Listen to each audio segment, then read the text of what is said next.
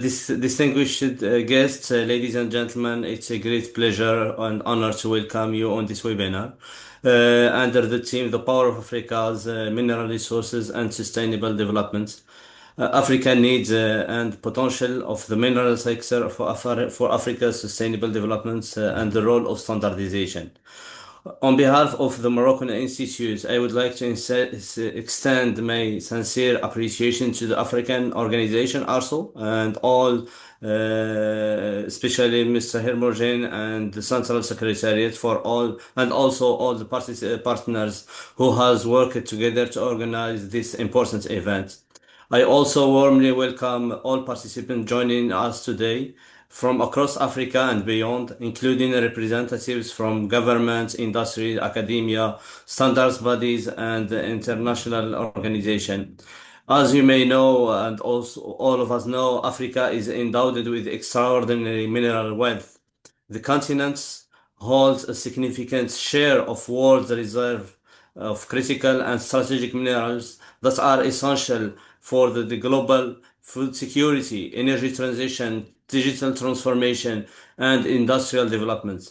These resources offers Africa a unique opportunity to accelerate industrialization, create local value, especially generate quality employment, and strengthening the resilience of our economies. However, the extent of the abundant natural resource alone does not guarantee the sustainable development. Transforming this immense potential of lasting prosperity requires sound governance, responsible resource management, innovation, investments and in skills and technology, and importantly, a robust quality infrastructure supported by international recognized and, of course, in our case, African recognized standards. This where standardization plays a strategic role. Standards provide, as you all know, a common framework to promote quality, safety, environmental protection, occupational health and safety, transparency, and among other subjects throughout the mineral value chain, which is the subject of our team today. To facilitate trade, of course, but also to attract investment, improve market access, and enhance the competitiveness of the African industries.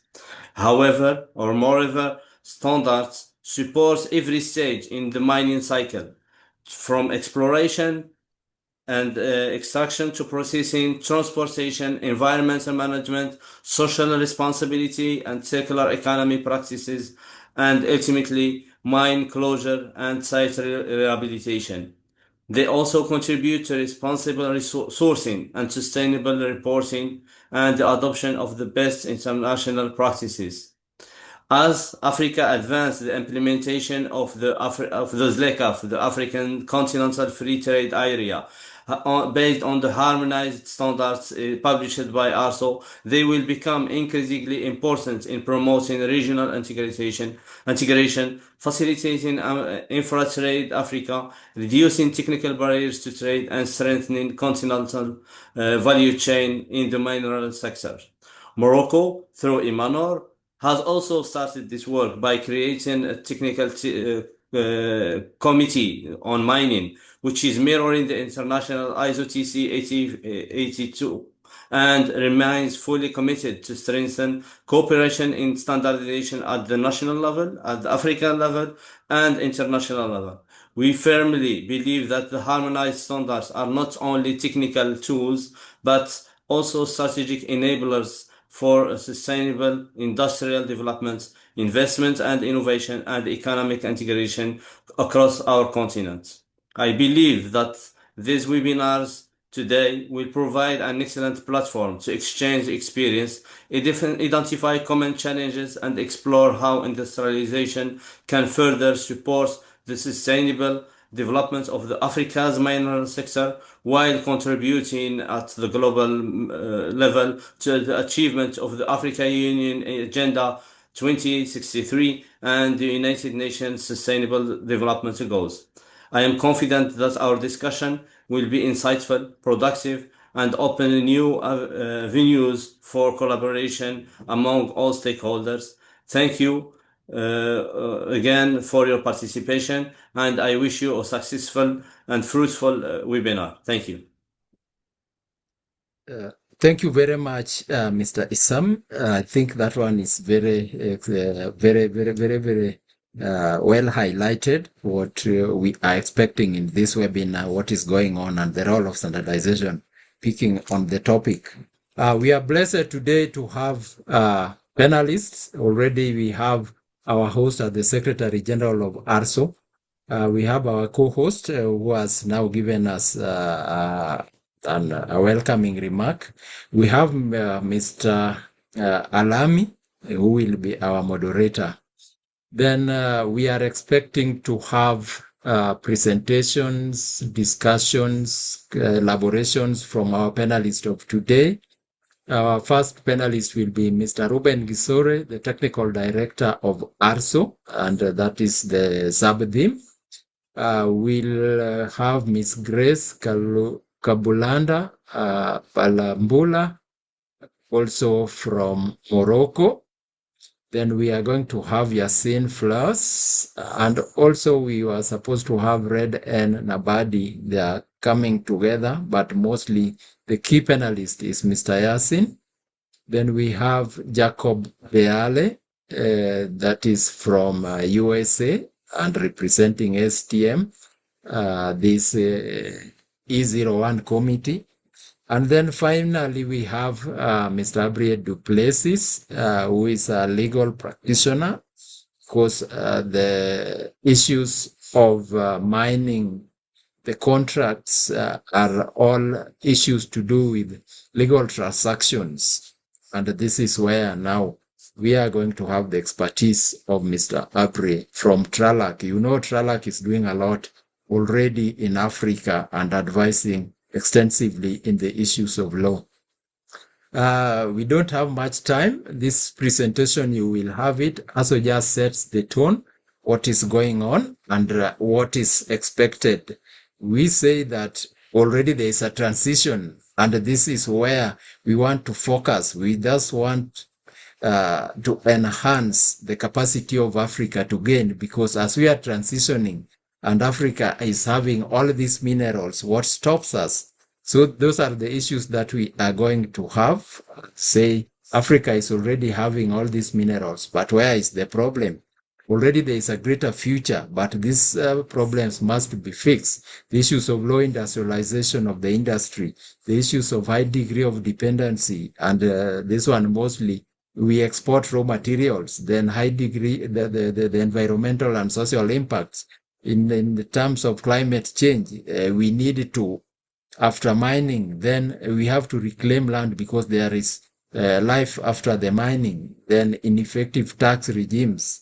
Do we overtax? Do we undertax? Do we get value for our money? And these are the environmental challenges that we are facing. How can we circumvent around them? And this is where now the issues of artisanal mining also comes in. So this webinar is going to look at all this and say, these are the directions. You look at the informality of the artisanal mining. What can we do? What are the challenges they are facing? Inadequate access to exploration and mining areas, technical capacity, difficulties in assessing markets, and that's why standards come in. Conflict in minerals, women and child labor. ILO comes in and say this is rejected. The EU comes in with the regulatory policy and say this one is affecting women and children labor. So your materials or your minerals cannot get access into the EU market. And the issue of those challenges that highlighted. We have policy frameworks to guard against this. Then the African continent, there's a lot of policies that are coming in already that are giving us the opportunity, like the Africa Mining Vision. That is the African at the continental level has come up with this. So we have structures. It's about now the implementations. Can governments now put them into acts, mineral acts that help us? Can organizations like us now harmonize standards? Can organizations like Imanor now develop standards? And then we benchmark with the international community.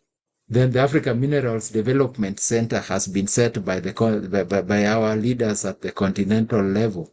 And then the African Minerals Governance Framework. All of these are legal or policy, legislative policies that we need now to actualize on the ground. Africa Minerals Governance Framework is there.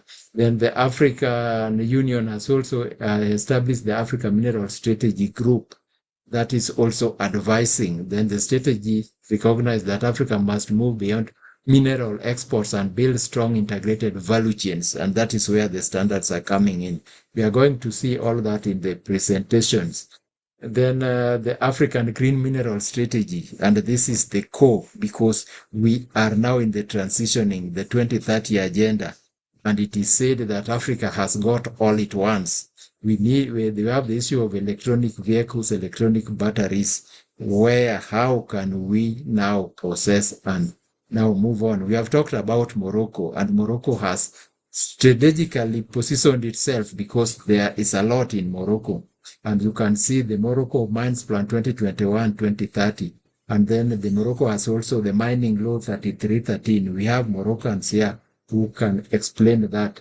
I got this from the FDB, and they have done a lot about the transitioning into the mineral sector. So the global battery, the supply chain, this is where now Africa must come in and make us benefit. Already we see the countries are well endowed. So the role of standards, as we have already discussed, and you will see even at the international level, ISO has given us a strategic framework to get from. Also, is doing something. There is a policy, there is the need, the policy document by the UNDP 2018 is saying, let us use voluntary standards, let us use standards. How much are we doing? Then these are just the key standards that we have at the STM level, at the USA, and already we have a panelist. So this about Morocco. When we go to Morocco, we expect to see this. The webinar as an objective is to interact. Let us see the outcomes. It's about African minerals, how we get global market, how we diversify, and how we make sure that we utilize the policies and come and get what Africa needs for its industrialization. Our Secretary General, we need a little to introduce him. We have already introduced the co-host. As we get into the session, we introduce Hossam Tariq Alami, who is Head of Energy, Water and Sustainable Development at the Standardization Department of Imanor. He first worked as a project and quality engineer in the procession mechanical manufacturing industry for aerospace sector before joining Imanor as a manager in charge of technical work on national and international standardization related to energy, electrical engineering, environment management, and sustainable development.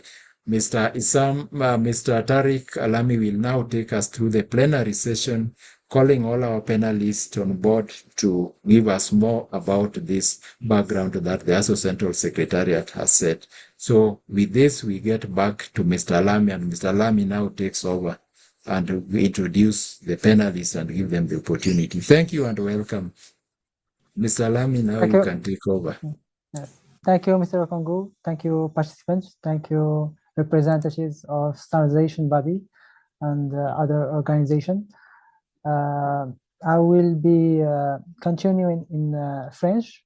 So if you could just activate interpretation in your in English, if you prefer so.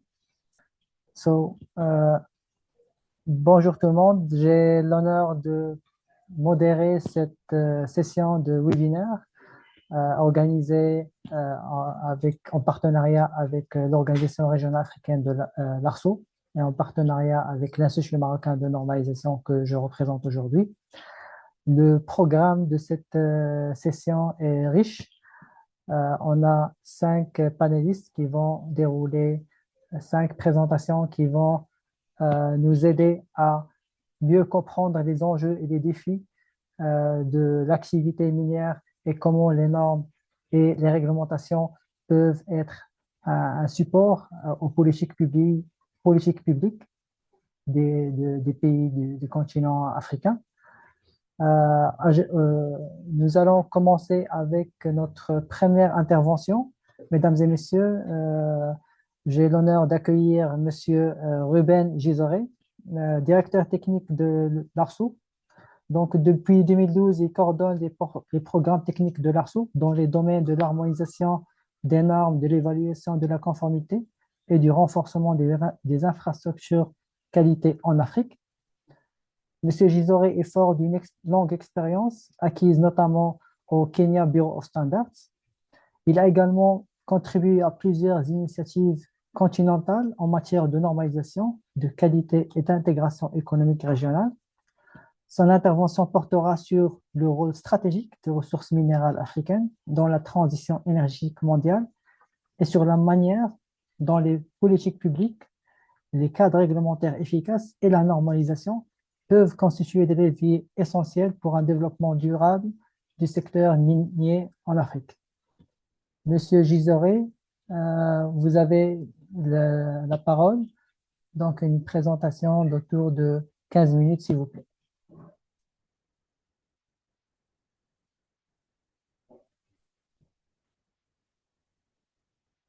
Mr. Gisori, Thank you the very floor is much. yours. Thank you. I will share my presentation briefly.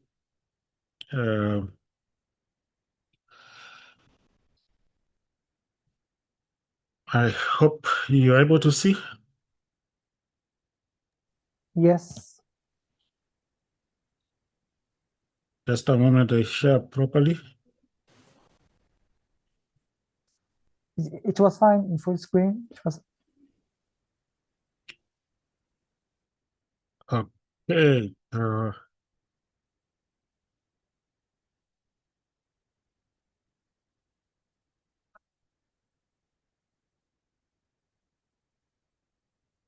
Since we don't have a lot of time, I will do it very quickly.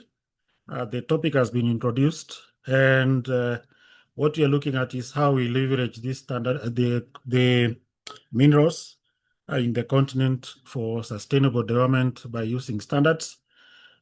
In doing so, I will kind of problematize the issues first, and then we offer the solutions within those problems. Bearing in mind that when we are doing sustainability standards, normally for any sector, we are trying to address the problems that exist on the ground. So Africa Organization for Standardization, as you're aware, is an intergovernmental body, and it serves the whole continent as such. Now, currently, we have participation in technical work by 51 member states of the African Union, as you can see. And the numbers that you see in the maps indicate the number of committees that each country participates in. In the same regard, you can also see the number of experts participating from each member state, meaning that for each country that is indicated here, except for 4 countries, what we have that we have experts contributing to the development or harmonization of African standards. So basically, also is touching every part of the continent. In our participation, we have now 3,320 experts participating in the work, and we expect more to participate. Probably by the end of the year, we shall be having over 4,000 registered experts participate in the work of harmonizing standards. So that demonstrates that ARSO is currently fairly covering the whole continent in terms of the technical work. When we look at the mining sector, we know that we have a lot of minerals in the continent. But at the same time, we are looking at these minerals, not just having them in abundance without any function, but rather that they should be contributing towards eliminating poverty, reducing hunger, and improving human health and education in communities. They should generate foreign revenue and create jobs, allowing governments to enhance their socio-economic infrastructure. We know that from a lot of studies that Africa has approximately that percent of the world's proven critical mineral materials. Nations which have these minerals should be rich ideally or theoretically, that is what is expected. They should be a bit way ahead in terms of mobilizing resources for improvement. What UNECA highlights is that, yes, you could have the minerals, but you also need to mine them. You need to do that profitably, you need to improve or you need to add value for them to make sense. So the contribution to Africa's wealth is around 20% currently, but we need to see that it improves that contribution. Now, in the continent, there are impacts that we have seen, and we can see quite a lot of impacts. We've done a lot of collation of what are the impacts. We have impacts on water resources. We have impacts on air quality, climate change considerations, impacts of mining on soil quality, or impacts on wildlife. A lot of issues have happened.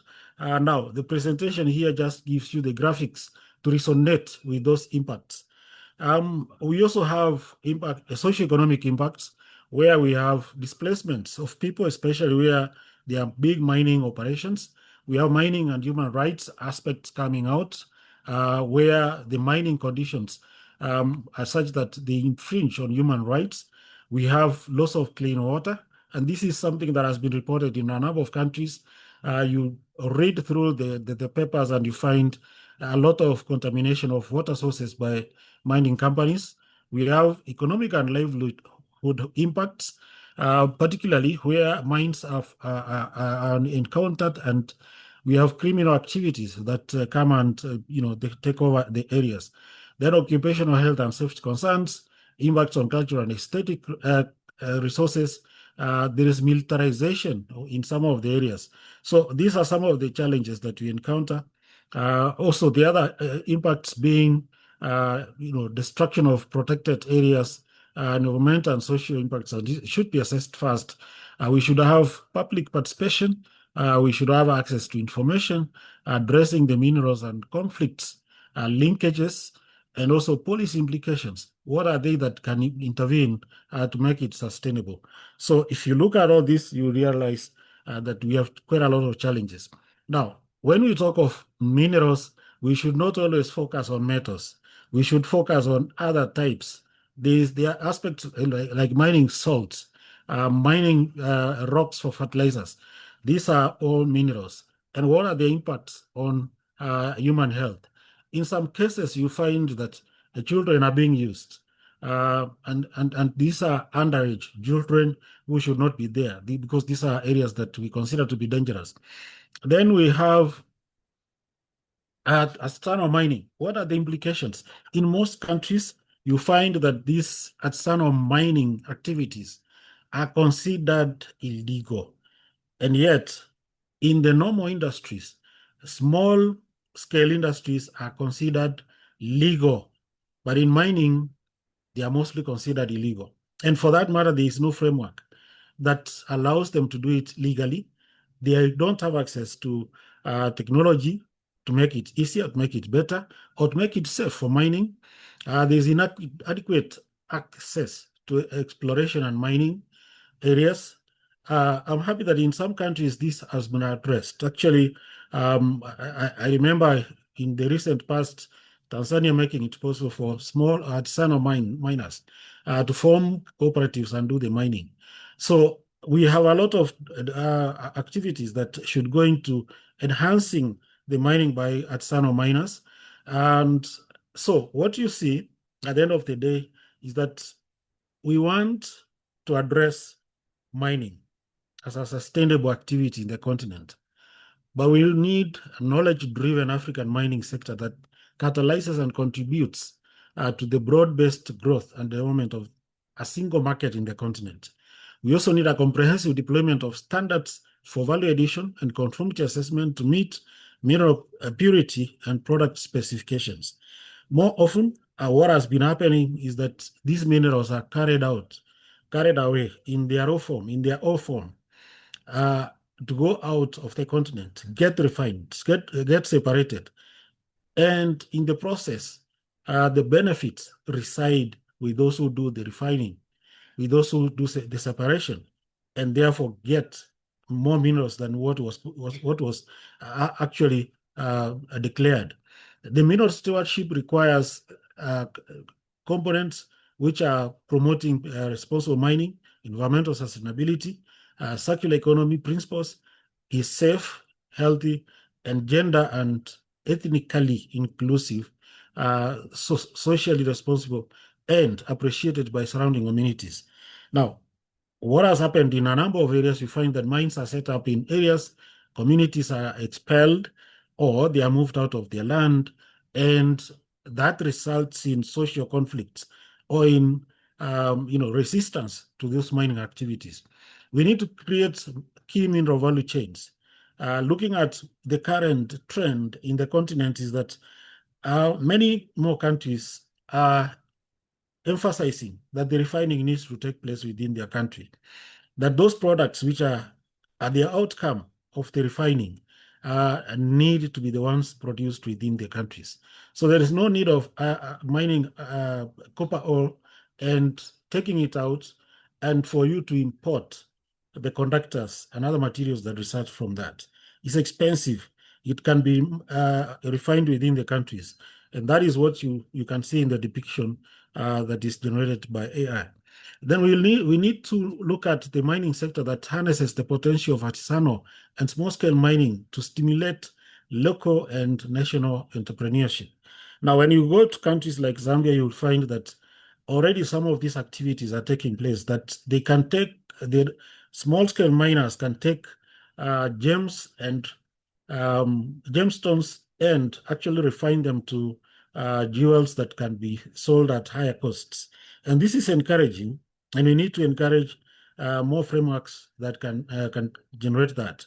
Now, what are we doing at the ASO level to ensure that we can establish standards which respond to this activity?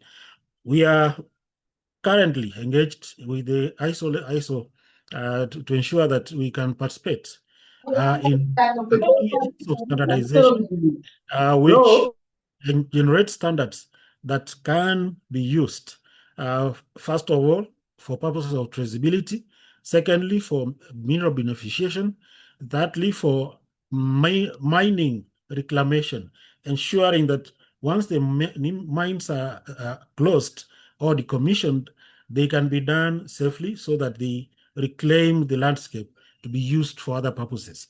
So our committee that we have established is RSOTC 69, which you can see dealing with mining and mineral beneficiation. And currently we do have 18 member states participating. And I'm happy that in this case, Morocco is actually a participating member with a substantial representation. Now, we are encouraging many more African countries to participate in this particular activity so that we are able to come up with standards that can support the beneficiation of minerals or value addition to minerals and to establish traceability mechanisms that will ensure that our minerals, once they come out of the grounds, have value addition done, they meet the mineral purity that may be required or product standards that they are processed to so that they can earn our countries much more money. In addition to ensuring that they are done sustainably so that we have the African continent developing sustainably using its mineral resources. We do have a lot of attributions to the issues of traceability, including ensuring that we do not have fraud, we do not have minerals being stolen by cartels, which declare that they come from countries which may not have the minerals in that respect. In our certification processes, we have actually put in a scheme J, which deals with sustainable mining, and we do expect in due course that the standards will come online, which can be used for certifying that the minerals are done or the mining activities are sustainable. Now, this will be very much aligned to international standards so that we do not have our standards causing disruption to international investors as well as national investors in this scheme, so that our mining activities can be easily benchmarked with international activity. Thank you very much. I look forward to getting questions from your contributions. Thank you. Merci. Merci, Monsieur Ruben, pour votre présentation et beaucoup d'informations qu'on a eues, notamment donc, ce que j'ai retenu, c'est le fort potentiel de l'Afrique en matière de ressources minérales critiques, bon, 30% de les réserves mondiales, ainsi que les défis et contraintes, les principaux défis et les contraintes auxquels donc, ils sont confrontés au niveau des pays africains, notamment en matière de contraintes sociales, économiques et environnementales, et aussi le besoin d'investissement dans les activités à forte valeur ajoutée, autres que l'extraction, pour donc contribuer davantage dans la chaîne de valeur de l'industrie minière. Donc, dans ce contexte-là, je voulais vous poser une question par rapport aux politiques publiques, donc en faisant référence aux politiques comme la stratégie africaine pour les minéraux, la vision africaine pour l'exploitation minière et la stratégie africaine pour les minéraux verts.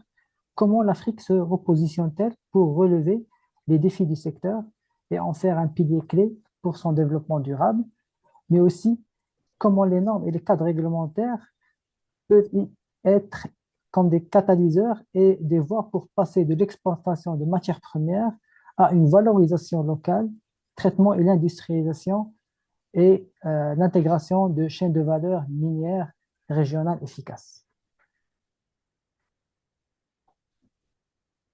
Yeah, thank you very much for the question. The African continent has done quite a bit of background benchmarking on best practices, which can be used to ensure that our minerals are optimized. And one of the benchmarks that has been done, of course, they have looked at countries which have benefited from minerals and realized that those countries benefited by having a comprehensive frameworks to ensure that communities benefit from those minerals, that communities do not feel aggrieved when minerals are being taken from areas that they consider to be hosting communities, because you realize that minerals are found in lands that are normally occupied by certain communities. So they have ensured that those communities feel the benefit of the minerals being taken from their areas. Secondly, they have ensured that there's value addition. They have understood that many minerals do not occur singly. They occur in groups. So where you declare that you are mining platinum, for example, there is a possibility that you have 5 other minerals occurring. And for that matter, if you don't refine, the person taking the ore will actually go and separate and get more benefits. And for that matter, they need to refine the minerals within the locality, within the national boundaries, so that you can separate and have more benefits. That way you can get more benefits. And those are some of the strategies that the African continent has identified. And they're encouraging that we should do the refining within our countries. But more to that is that we are not going to do it without using standards. We should use international standards in that respect, so that you can isolate the minerals in the purities which are specified by those standards. And that way you can now benefit a lot. Thank you. Merci, Monsieur Gisoré. On passe à notre deuxième présentation. Merci pour le partage de l'écran. Notre deuxième présentatrice, Madame Grace Kabulanda, est géoscientifique et spécialiste de la gouvernance des ressources minérales. Elle occupe les fonctions de chef de projet à l'Institut de géologie et d'exploitation minière durable de l'Université Mohamed VI Polytechnique, où elle coordonne plusieurs projets stratégiques liés à la gestion durable des ressources minérales en Afrique. Ces travaux portent principalement sur la gouvernance du secteur minier, la traçabilité des minéraux, ainsi que les chaînes d'approvisionnement minéraux critiques, avec un intérêt particulier pour le rôle de l'Afrique dans la transition énergétique mondiale. Aujourd'hui, elle va nous présenter une présentation autour de la supply chain, la sécurité des chaînes d'approvisionnement en minéraux critiques, défis et perspectives. Madame Grace, vous avez 10 à 15 minutes pour dérouler votre présentation. Merci.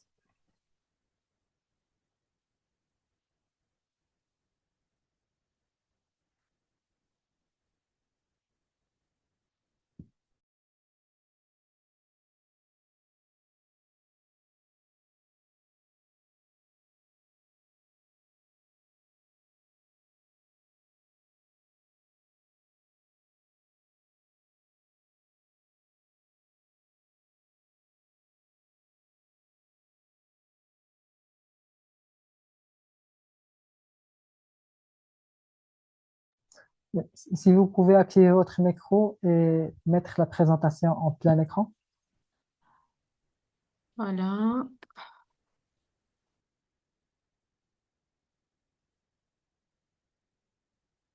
Est-ce que vous arrivez à voir mon écran? Oui, parfait. Très bien. Bonjour à tous. C'est un plaisir et un honneur pour moi d'être parmi vous aujourd'hui. Je vais parler rapidement, hein, 10 à 15 minutes, ça passe très vite, de la sécurité des chaînes d'approvisionnement et quelques challenges et perspectives. Et donc, pour en discuter, j'ai jugé intéressant de mettre un peu le contexte du secteur minier, de le remettre dans son contexte au niveau global, au niveau international.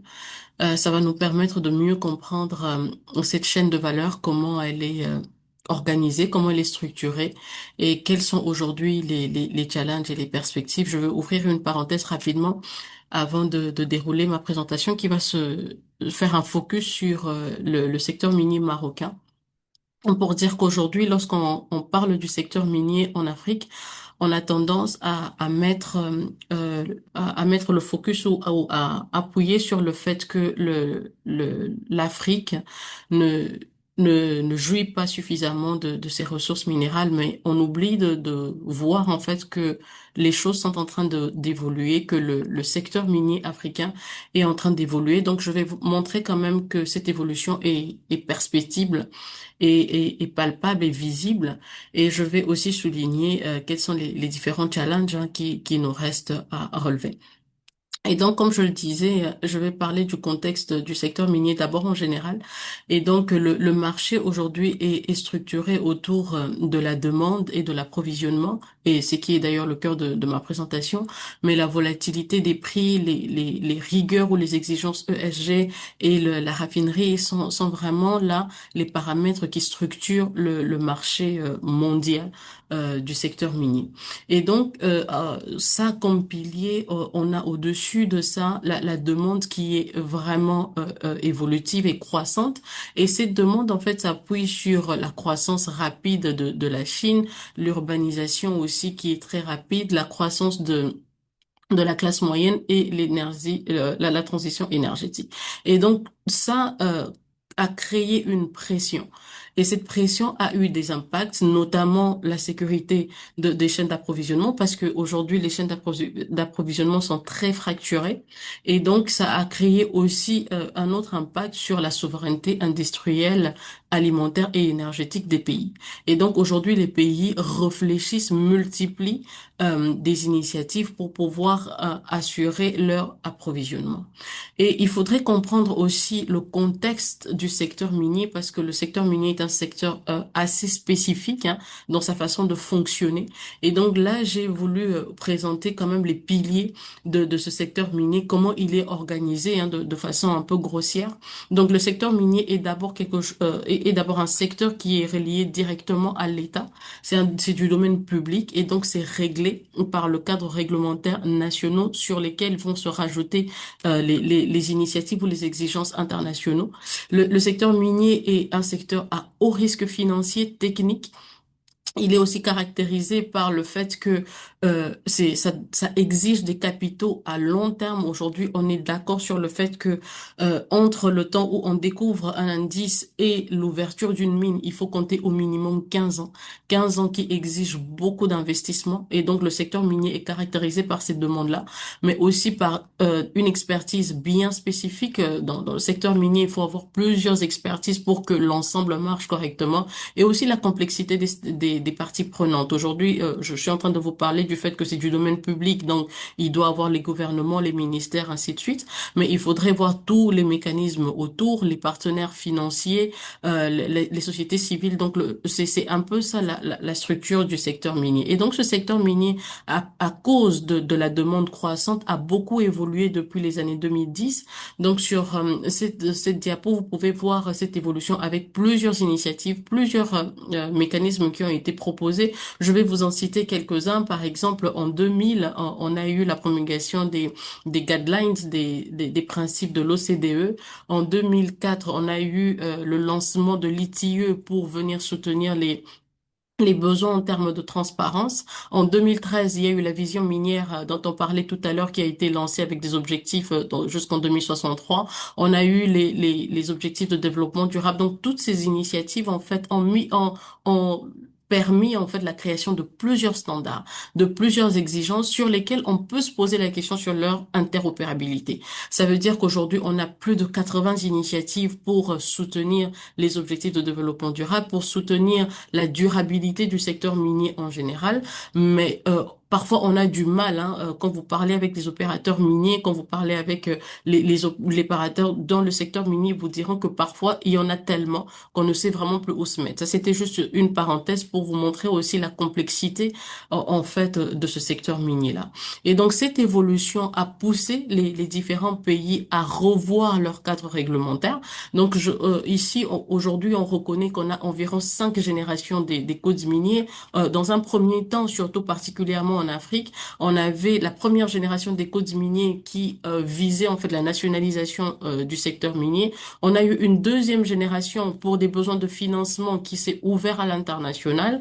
On a eu une troisième génération qui allait chercher un peu l'équilibre entre les investissements étrangers et la nationalisation du secteur minier. Une quatrième génération qui allait chercher la dimension environnementale parce on a commencé à se rendre compte des dégâts que le secteur minier pouvait créer sur l'environnement. Et aujourd'hui, on assiste à la cinquième génération. Vous allez voir que ces 5 dernières années, la majorité des pays, particulièrement africains, ont connu une révision de leur code minier. Et donc, c'est juste pour aller chercher à rajouter en fait la dimension de l'ESG, la dimension du contenu local, chercher la traçabilité pour que on arrive à avoir un secteur minier plus durable, mais aussi créatrice ou créateur de valeur. Et donc, pour faire un focus sur le Maroc jouit vraiment d'une diversité et d'une géologie particulière qui fait de ce pays vraiment un pays dans lequel il y a des gisements et de potentialités minérales intéressantes.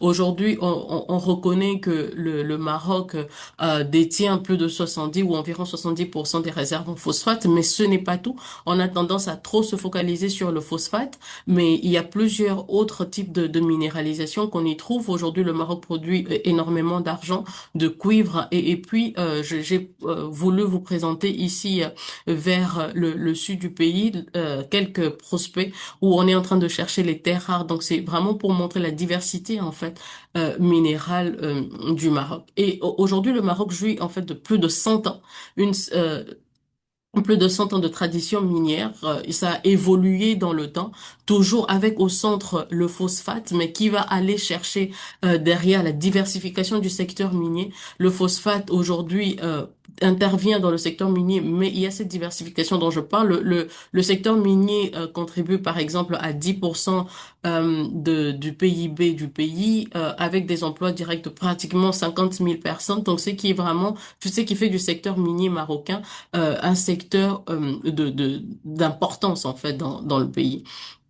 Et j'ai rapidement juste quelques commodités qui sont produites au Maroc, on voit quand même, comme je le disais, en termes de cuivre, en termes d'argent, que la production est vraiment importante. Et je veux revenir vers la fin de ma présentation pour insister sur l'importance, en fait, de la diversification minière dans les pays pour soutenir les chaînes d'approvisionnement. Aujourd'hui, les chaînes d'approvisionnement sont fractionnées, surtout parce qu'il nous manque ces diversités dans la chaîne de valeur ou plutôt dans la production minérale. Donc rapidement, ici, je voudrais vous présenter l'état de la chaîne d'approvisionnement dans le monde. Et donc, vous allez voir qu'à votre droite, à la droite de l'image, se trouvent les pays subsahariens. Et les pays subsahariens se retrouvent de façon horizontale vers la droite et de façon verticale vers le haut. Ça a une explication simple. C'est pour dire que les pays subsahariens ont tendance à être plus dans la partie upstream, qui est la partie extractive, sans toutefois aller davantage dans la partie valorisation et raffinerie. Et donc ça, c'est un problème. Par contre, le fait que les pays subsahariens soient plus en haut, de façon verticale, montre à quel point on intervient dans l'approvisionnement minéral dans le monde. Et donc, cette position devrait de plus en plus aller vers la gauche pour aller chercher plus de création de valeur. Et donc, plus on va créer de la valeur localement, plus on va pousser dans la chaîne de valeur, plus les pays africains vont pouvoir capter cette valeur dans les pays. Donc, vous allez voir par exemple la Chine qui se trouve très en bas verticalement, mais très aussi à gauche. Et c'est simplement pour montrer que la Chine va vraiment très loin en termes de chaîne de valeur. Et on va pouvoir le voir ici, par exemple, sur cette image.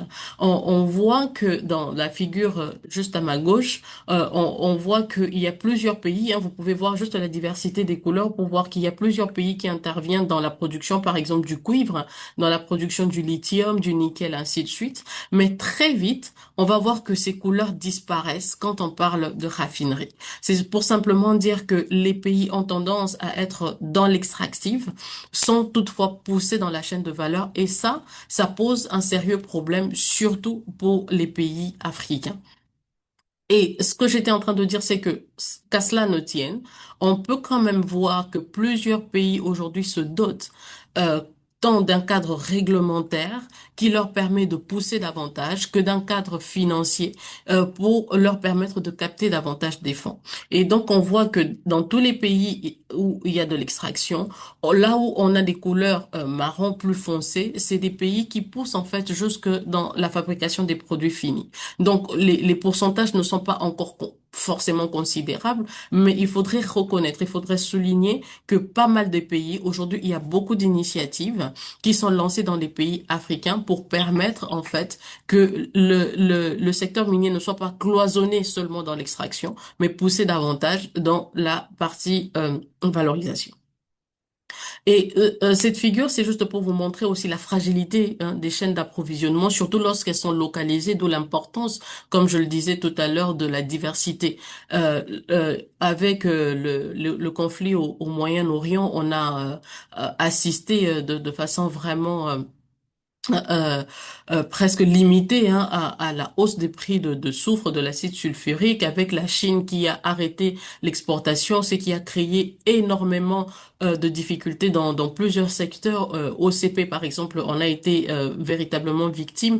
Et donc, ça nous pousse, ce genre de situation pousse en fait les pays, les opérateurs à aller diversifier le secteur minier pour éviter de tomber dans ce genre de difficultés. Et c'est vraiment qu'à ça que l'Afrique voudrait répondre. C'est vraiment à ça que l'Afrique est en train de tendre. Et donc, pour faire un focus sur le phosphate, je vous disais tout à l'heure que le Maroc détient 70% de réserves. Aujourd'hui, ne produit qu'environ un peu moins de 20% de son phosphate.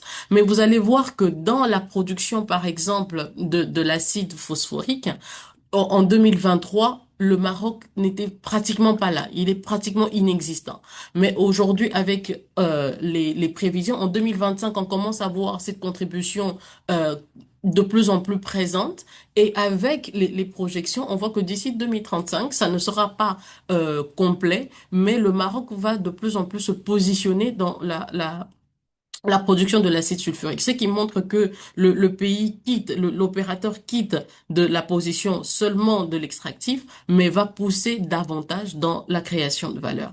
Et donc, toujours pour parler de l'OCP, aujourd'hui, OCP a mis en place l'UM6P, là où je travaille, et notre but, en fait, c'est de soutenir la partie R&D du groupe OCP. C'est aussi pousser, en fait, en termes de capital humain pour former davantage d'expertise, parce qu'il en manque énormément, particulièrement en Afrique, poussé en termes de technologie et d'innovation. Et on voit que OCP est d'autant plus dans la valorisation de son potentiel, en allant chercher du contenu local, en allant investir dans les mécanismes ESG pour trouver finalement cet équilibre entre les bénéfices financiers et les bénéfices pour la société. Et donc, quelques challenges et les perspectives pour aller sécuriser cette chaîne d'approvisionnement. Donc, en termes de challenge, j'ai regroupé ici sur ces slides trois challenges et trois perspectives pour ne pas m'étaler davantage. Donc, le premier challenge à l'échelle africaine est quand même le capital humain. Il faut dire que aujourd'hui, le capital humain manque sérieusement. Quand je parle de capital humain, je parle des personnes vraiment formées avec des expertises de pointe. Et donc, nous avons besoin davantage d'aller investir dans cela. Nous avons besoin davantage de pousser en termes de valorisation locale. Nous avons davantage besoin d'infrastructures. Parce qu'aujourd'hui, quand on parle de valorisation locale, il faut mettre tout de suite en tête le besoin en termes de routes, en termes d'énergie, en termes de ponts, en termes de chemin de fer, ainsi de suite. Et donc, ce besoin en infrastructure et en technologie est extrêmement importante. Et donc, les perspectives aujourd'hui, c'est vraiment cette création de valeur locale. Mais une des perspectives que je trouve vraiment intéressante, c'est la régionalisation de la chaîne de valeur. Vous voyez qu'aujourd'hui, par exemple, le projet de gazoduc entre le Maroc et le Nigeria est un exemple éloquent qui va permettre la régionalisation, qui va permettre en fait que les pays se complètent, que les pays africains se mettent les uns à côté des autres pour aller chercher plus de valeur. Et il faudrait quand même reconnaître qu'il y a encore du travail en termes de traçabilité, parce qu'il y a des défis de l'ASM, je ne vais pas entrer dans ces détails-là aujourd'hui, mais il y a des défis en termes de traçabilité, ainsi de suite. Et donc, j'ai choisi cette figure pour conclure hein, ma présentation et c'est pour parler de l'exploration. En 2025, il y a eu environ 12 milliards de dollars pour l'exploration. Mais il est intriguant de voir comment cet argent a été reparti. Enfin, 50% de cet argent a été investi pour l'exploration en or.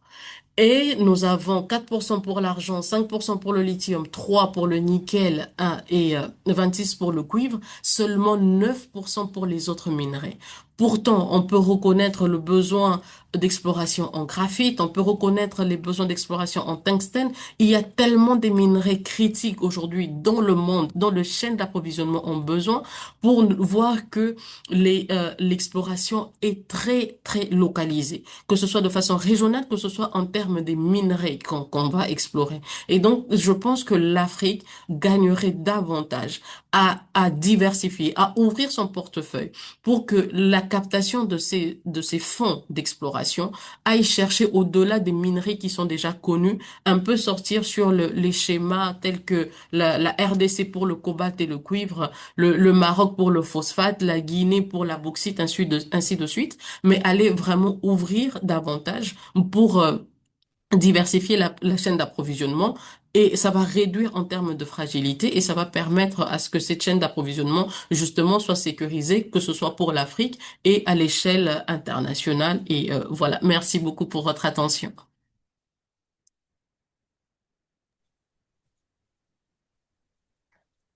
Merci beaucoup, Madame Grace, pour votre intervention qui est très riche en informations et en chiffres qui sont un peu alarmants pour l'industrie minière en Afrique. Donc, j'ai noté les différents piliers de la structure minière ainsi que Mhm. l'historique. Donc, il y a un fond historique des codes miniers à travers le monde.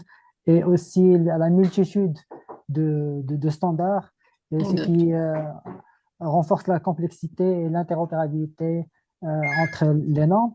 J'ai aussi noté la forte présence en amont au niveau de l'extraction des pays Mhm. africains au niveau de la chaîne de valeur et la nécessité d'investir plus au niveau de Davantage. ce qui est en aval, tout ce qui est valorisation et raffinerie, et ainsi que le rôle de votre organisation pour tout ce qui est la formation et R&D dans R&D, cette exactement. activité. Pour un peu respecter le programme, je vais laisser, j'avais des questions, mais je vais les laisser dans la dernière rubrique des Parfait. questions et j'invite les participants, s'ils ont des questions, de les laisser au niveau du chat. Je vais maintenant passer à la troisième présentation. Euh,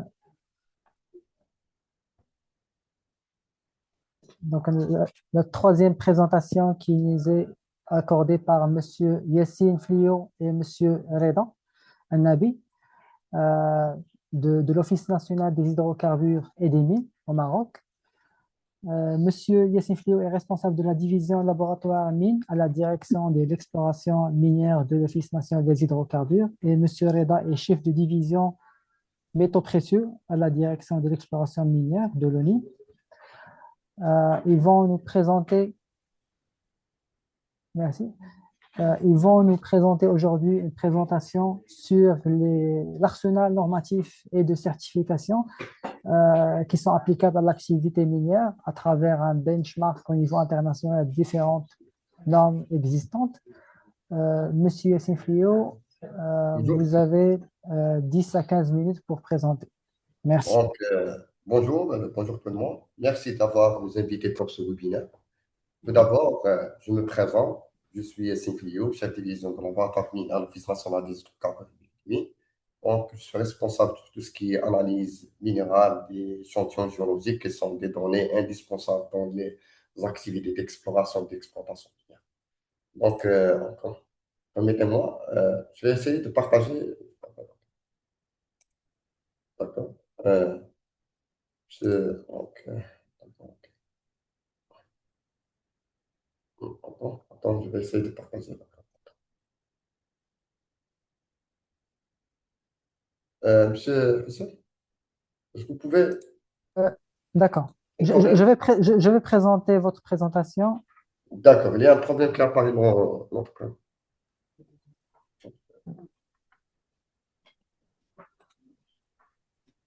Donc, je pense qu'il y a un problème dans la présentation, dans l'appareil. Est-ce que vous voyez la présentation? Euh, oui, oui, oui. Donc, vous pouvez le Oui, faire clairement, s'il vous plaît? D'accord. D'accord. Je ne sais pas Euh, pourquoi il n'a euh, pas marché chez moi. euh, d'accord. Donc, vous pouvez le mettre en plein écran, monsieur aussi. Un écran.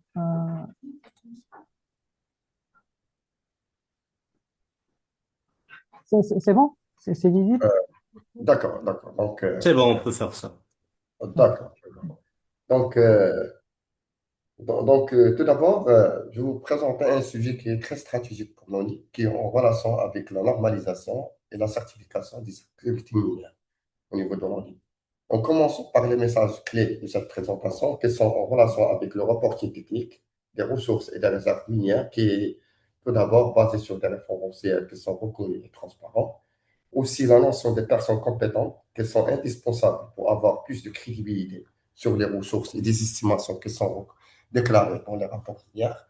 La notion de la qualité des données, qui est indispensable concernant l'analyse et le contrôle de qualité des données, la chaîne de valeur, la certification de laboratoire. Donc, j'ai un petit problème au niveau de l'écran, ça ne paraît pas. Donc, d'accord, ok, parfait, parfait. Donc, concernant la qualité, en relation avec la qualité des données qui est indispensable, dans laquelle l'assurance et le contrôle de qualité, les chaînes de garde, la certification et l'accréditation de laboratoire, il est indispensable.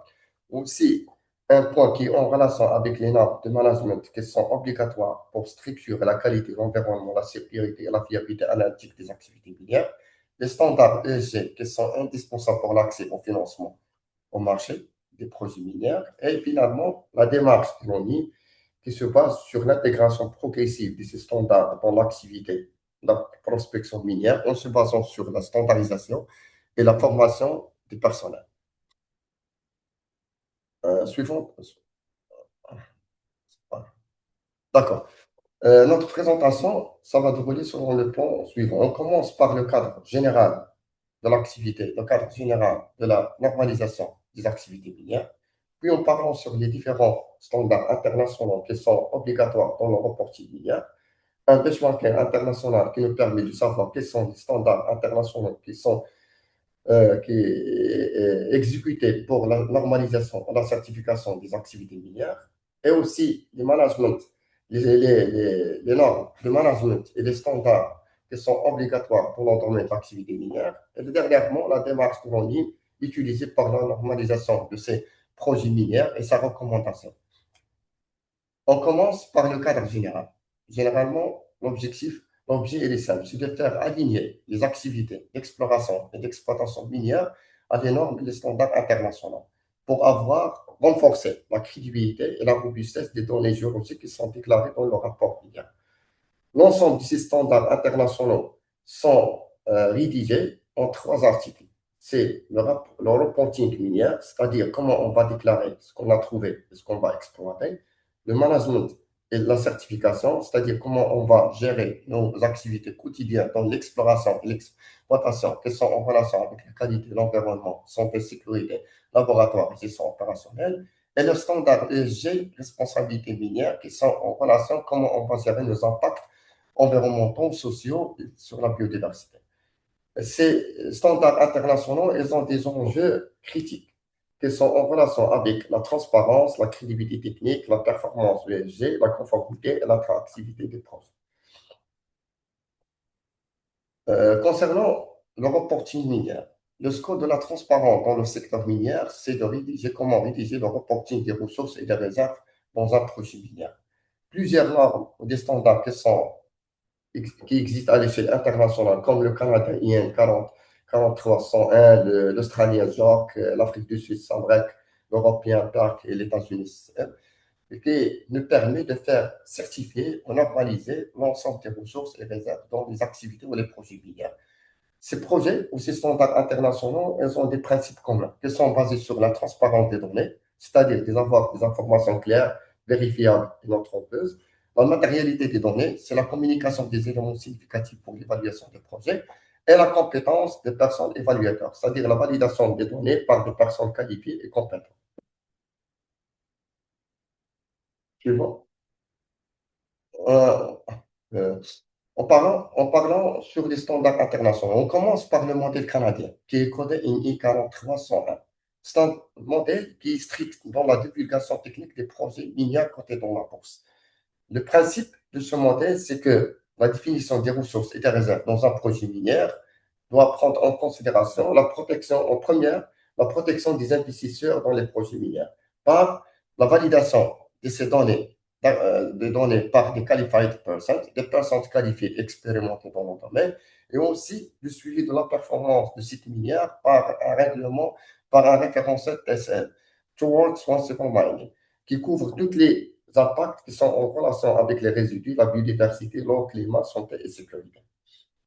En parlant sur le deuxième référentiel australien, suivant le deuxième référentiel australien qui est codé le JAC, c'est un référentiel qui donne une importance très importante sur la robustesse des données déclarées, qui doit avoir des déclarations publiques, des déclarations publiques des résultats d'exploration des ressources minières et des réserves minières. Aussi, il prend une importance sur la responsabilité professionnelle des personnes évaluateurs des rapports d'activité minière qui doit baser sur la compétente personne, des personnes qui doivent être qualifiées, membres d'un organisme reconnu à l'échelle internationale et expérimentés dans la minéralisation concernée dans le rapport minier. Aussi, ce standard, il existe un ensemble de documents systématiques dans laquelle vous citez les hypothèses, les limites et les méthodes et les incertitudes. Généralement, ce standard australien, il exige des points de contrôle sur la qualité des données qui sont en relation avec l'échantillonnage, l'assurance et le contrôle de qualité des données, la traçabilité, les méthodes analytiques utilisées, la densité du forage, la validation géologique, la modélisation par et la classification des ressources. Pour le troisième, pour les standards de l'Afrique du Sud et l'Europe, SAMREC et le PERC, sont les deux standards sont alignés à l'organisme international, la CERSCO, qui est chargé pour la standardisation, pour qu'on appelle la normalisation de l'ensemble des standards qui sont en relation avec les activités minières. En prenant le standard de l'Afrique du Sud, la SAMREC, il est pour la standardisation, pour la normalisation des projets miniers qui sont en relation avec les métaux précieux, les métaux bases, le charbon, les minerais industriels, les terres précieuses, et pour le rôle de renforcer la confiance des investisseurs et intègre une forte dimension sociale et environnementale.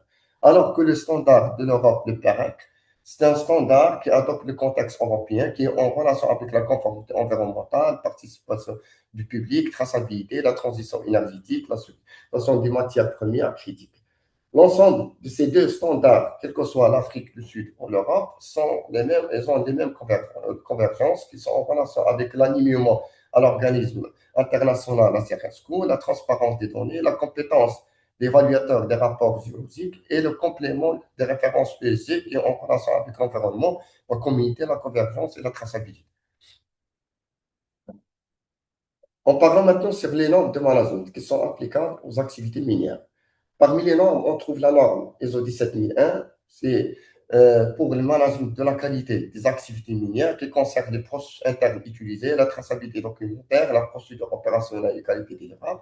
On trouve ici la norme ISO 14000 pour le management environnemental qui concerne l'eau, le sol, l'air, la biodiversité, l'amélioration continue des projets miniers et des activités minières. L'autre norme qui est ISO 40001, qui est en relation avec la santé et la sécurité de travail d'activité minière, qui concerne la prévention des incidents, la maîtrise des risques professionnels et lutte culture sécurité. La dernière norme qui est en relation ISO 17025, qui est en relation avec la compétence de laboratoire dans la fiabilité analytique, traçabilité des mesures et la reconnaissance technique.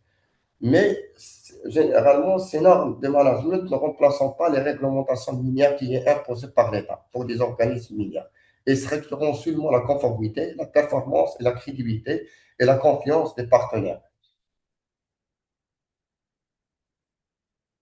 Maintenant, en parlant sur des standards spécifiques qui sont utilisés pour des opérations minières qui sont sensibles, comme le cas de GISTEM, sans la gestion des résidus miniers, dans la conception, l'exploitation et la surveillance, la gouvernance des risques d'urgence en fermeture des sites miniers. Aussi, la cyanide code, qui est en relation avec les opérations aurifères dans lesquelles utilisons le cyanure dans la production, transport, stockage, utilisation, sécurité environnementale. On trouve aussi un standard spécifique qui est en relation avec la fermeture des mines, qui oblige l'intégration de la réhabilitation dès la conception des projets miniers, en prenant en considération la sécurisation des ouvrages, garantit le financement et les post-forfeitures. Et un autre standard qui est en relation avec leur responsable, c'est-à-dire de prendre en considération l'ensemble des risques dans les enjeux des projets qui ont en relation avec l'or, comme la traçabilité, la diligence raisonnable, lutte contre l'or illicite, l'enrichissement, l'atteinte aux droits humains et les risques conflits. Suivant. Maintenant, en parlant sur les référentiels ESG. La performance des produits miniers ne sont pas liées spécifiquement à la rentabilité des projets. Mais on trouve que les références ESG sont désormais indispensables pour l'accès au financement des marchés pour les projets miniers. Plusieurs référentiels ESG euh, sont obligatoires dans l'activité minière. On trouve les référentiels UCM, IAM, qui est en relation avec l'assurance interne, les TCN, c'est pour le suivi des sites miniers, l'IT, le ST, les LBM pour les enjeux de l'or, les RGNP, les ICT. En plus, il y a des référentiels qui sont en relation avec les enjeux spécifiques pour les projets de l'or, pour renforcer la traçabilité et prévenir des risques liés à leur pH informel, au commerce illicite, au blanchiment, au financement des conflits ou des atteintes aux droits humains. En prenant le tableau suivant, qui donne une comparaison entre les références, les standards ou les références internationales de normalisation des produits miniers selon son domaine principal et les points forts. On commence par le modèle canadien IN 4003. Son domaine principal, c'est un reporting technique qui est pour la protection des investisseurs et le rôle central de la qualification de personnes. Pour l'Australien JORC, c'est pour l'exploration et la ressource, les ressources et réserves, reconnu par les marchés et très exigeant sur les données. Pour le référentiel, l'Afrique du Sud et les Européens, SEMRAC et PERC, sont des référentiels pour le reporting qui est aligné avec l'organisme CERESCO. Il donne un alignement international et adaptation aux contextes régionaux et européens. Pour les normes qui sont comme les 9001, 14001, les 45001, sont des normes de management qui nous permettent de gérer la qualité, l'environnement, santé, sécurité et l'amélioration continue des activités minières. Pour la norme ISO 17025, c'est une norme spécifique pour les laboratoires qui nous permet d'assurer la fiabilité, compétence et la traçabilité des résultats analytiques. En parlant sur des standards spécifiques comme le JCL, le CNU Code, sont des standards pour des exploitations sensibles spécifiques en relation avec la gestion responsable des résidus et des CNU. Et quelques standards pour des activités en relation avec les enjeux des projets de l'or, comme le RGPM, les LBPM et le OST, sont pour les enjeux qui sont en relation avec l'or. Elle nous permet d'assurer la traçabilité, la diligence raisonnable et la chaîne d'approvisionnement de la matière de l'or. Ce benchmark international nous permet de montrer c'est que, premièrement, on doit distinguer entre les familles des standards. Il y a des familles pour le reporting technique, certification de management et des standards qui ont des finalités complémentaires. Et aussi de faire responsabiliser les experts comme qualified competent person, pour avoir plus de fiabilité et de confiance sur les données déclarées dans le rapport géologique. Aussi, il nous montre qu'il est obligatoire de faire l'industrialisation des données déclarées dans le rapport minier par le contrôle et l'assurance qualité, la chaîne de garde, des bases validées, des modules et des incertitudes qui doivent être documentées dans le rapport géologique. Aussi, il y a des référentiels ESG qui doivent être intégrés et qui sont en relation avec des communautés, l'eau, les résidus, la biodiversité, climat, fermeture conditionnelle, pour avoir pour avoir une grande chance d'accessibilité et de financement. Et il y a des standards qui sont en relation avec les projets de l'or pour sécuriser les projets de l'or qui sont en relation avec la traçabilité, la diligence raisonnable, sont centrales puis lutte contre les circuits informels et illicites. Yassine, pour conclure, s'il vous plaît. Comment? Pour conclure, on essaierait un peu flottant. Pour le, comment, monsieur Alain? Vous avez 2 minutes pour conclure, s'il vous plaît. D'accord. Toutes les choses sont bien chez moi. Continue, continue. OK, merci. Donc, maintenant, parlons sur les démarches de l'ONU qui est utilisée pour la normalisation et la certification des projets miniers engagés. La démarche de l'ONU est articulée sur 3 piliers. On commence par le laboratoire de l'ONU qui est certifié ISO 9001 depuis l'année 2025. Aussi, on travaille sur l'accréditation des méthodes analytiques selon la référentielle ISO 17025 qui doit être accréditée à la fin de l'année 2026. Aussi, l'ONU il se base sur l'appui des standards européens et australiens pour la certification des projets miniers avancés, et fait appel à des évaluateurs des ressources et des réserves qui sont certifiés par des standards européens, par des standards canadiens et australiens. Aussi, l'ONU il fait appel à des partenaires. Elle se base aussi dans la démarche de normalisation des projets miniers par le partenariat. Elle fait appel à des partenaires qui sont reconnus à l'échelle internationale dans les projets miniers. et notamment des projets qui sont d'une grande valeur économique, comme des projets de remissade, secondaire, disette et des projets similaires. Les axes de renforcement qui sont pris par l'ONU pour développer sa capacité dans la certification des projets miniers et se base sur la formation des personnels sur les standards européens et australiens, formation sur des bonnes pratiques de contrôle et d'assurance qualité des activités minières, l'échantillonnage de préparation, analyse et validation des données et la traçabilité géologique. Monsieur Yassine, on Ouais. arrive au terme. S'il vous plaît, si vous voulez conclure, si Ok, vous avez ok. des mots de Il nous conclusion. reste seulement deux points. Il nous reste deux mots de diapos. Ok. D'accord. Donc, les feuilles de route qui est recommandée par l'ONU dans la normalisation des produits miniers, elle se base sur le reporting qui doit être minier, qui doit être certifié par l'organisme CERSCO, la validation indépendante par des personnels qualifiés, le contrôle et l'assurance qualité de l'exploration, l'utilisation des laboratoires accrédités et l'implication des normes ISO pour le management de ce qui est en relation avec la sécurité et la santé, l'application des références spécifiques dans l'activité spécifique comme les résidus de cyanure, l'application des standards qui sont en relation avec leurs responsables, des références nationales et d'audits indépendants pour avoir assez de crédibilité dans dans les projets géologiques. Okay. En conclusion, on dit que les normes et la certification minière constituent un levier essentiel de crédibilité, de transparence et de compétitivité. Les enjeux est d'installer une culture de qualité, de responsabilité et d'amélioration continue depuis l'exploration jusqu'à la fermeture du site, en se basant sur des données fiables, opportunes reconnues, de contrôler l'assurance robuste des données, l'intégration des référentiels ESG et l'audit indépendant par des personnels qualifiés. Et merci pour votre attention.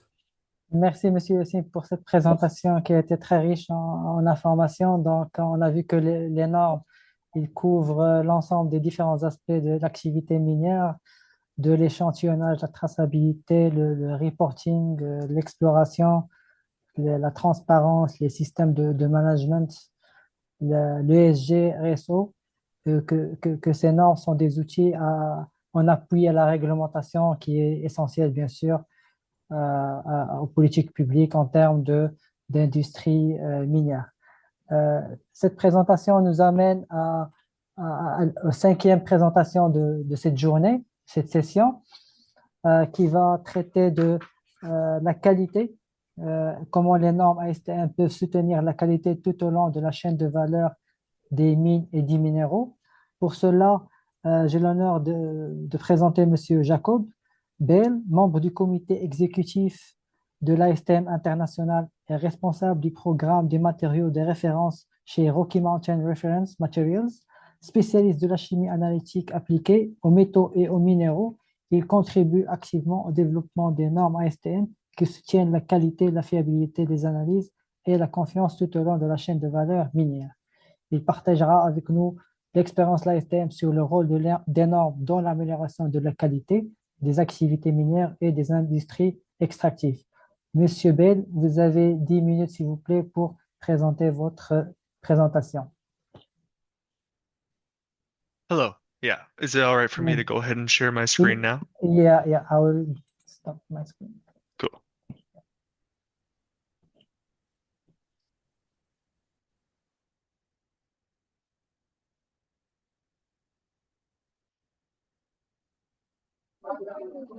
All right, cool. And I tried to make this as much of a short presentation as possible. I know that we were supposed to do like a 5 slide or so, so this should be quick. But Thank you. hi, I'm a representative from ASTM EO1 today, the Committee on Analytical Chemistry of Metals, Ores, and Related Materials. Hannah Heffley is the chair, and she's apologizes for not being here. She's currently in transit. But good morning from America. It is currently like about 6:30 right now in the morning, so I'll go ahead and get along with this. So ASTM as a whole is a organization that utilizes. Sorry for interrupting. Is there a possibility to, because we see the next slide, just to turn off presenter mode? We see Sure. So right click and turn off presenter mode. Hide present. Yes. So is this fine? We don't see full screen. If you put in full screen,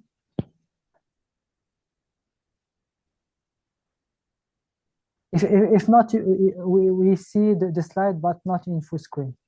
You may continue.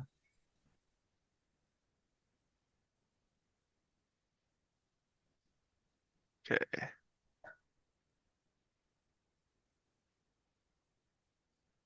Um, anyways, so I'm just gonna Yeah, go like this, I yeah, guess. yeah. We are in slide one. You can, yes, Yeah. yes.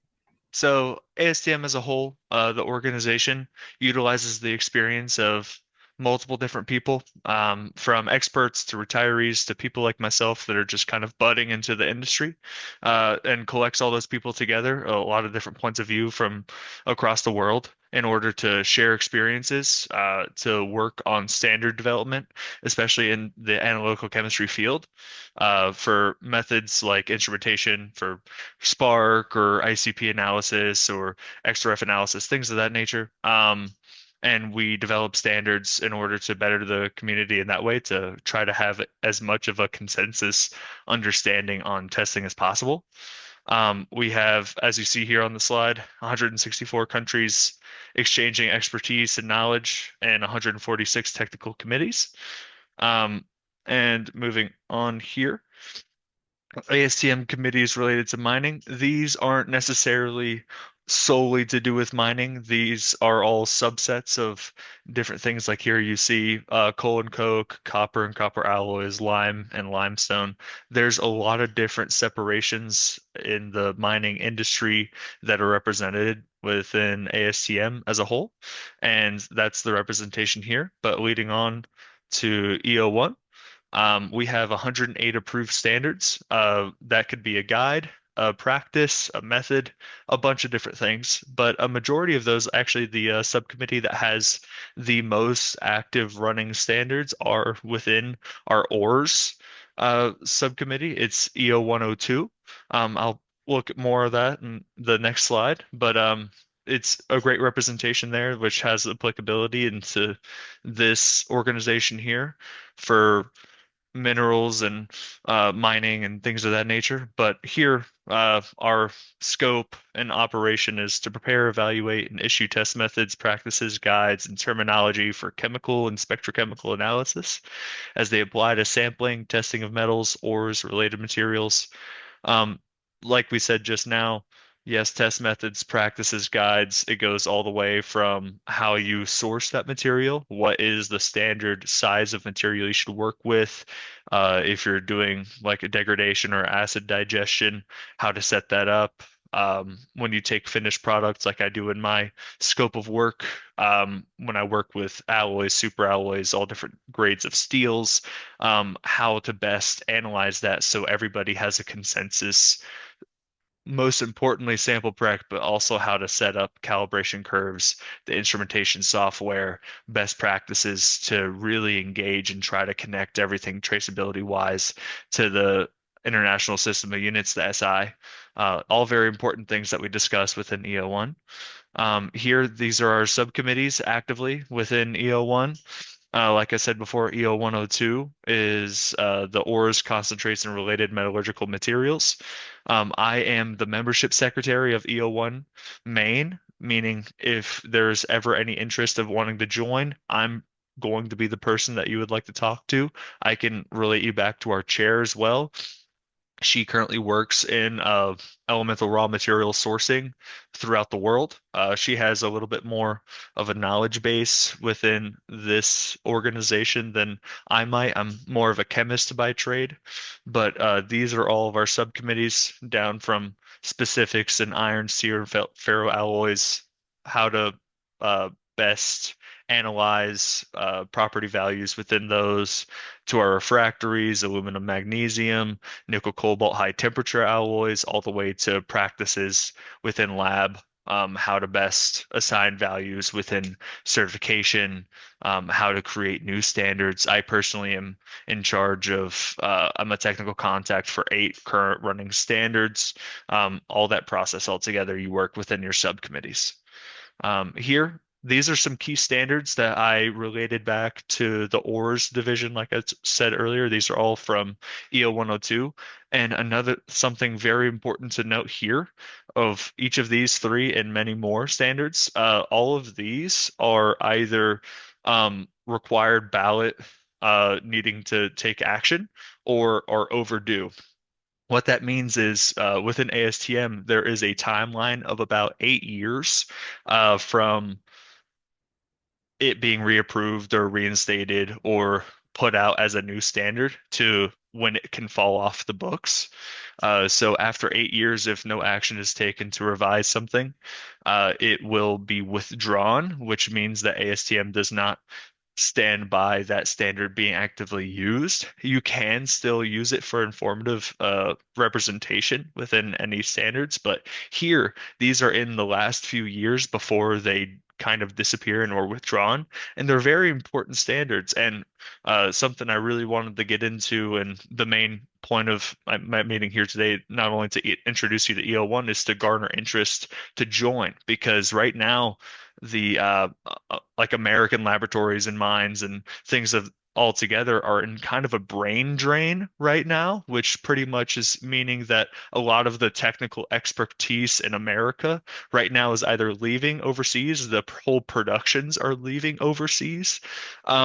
And because of politics and different policies within America right now, it's very hard to share that information like across the world. So we would love to have any representation from here to gain interest in EO1 and reach out to us about how we can best improve these standards and keep them on the books, because especially for acid digestion all around the world, that is a severe problem about methods relating to that for any sort of determination of many elements of necessary use, like gold or silver is usually hot topics, but they can go all the way to sulfur or anything like that. So realistically, that's really all I wanted to say. I know that we're very behind schedule, but I would love to answer any questions, but please reach out to me or my chair of EO1 in the future if you have any interest in joining EO1 or any of our committees. Thank you, Mr. Jacob. Yeah, I see that ISTM has produced a lot of standards, especially in the chemical analysis of metals. And I just wanted to ask if ISTM had some sort of partnership with international organizations like ISO, which work also in so mineral exploration. as far as like the administrative level, I can't speak on how much of a relationship we hold with ISO, but we do work very closely with ISO standards. I personally am a Mm. quality manager, and a lot of our participants within like committees and subcommittees are also have their fair share of like quality in the organizations. So I'm very familiar with 9001, Management system. 17034, 43, and 17025.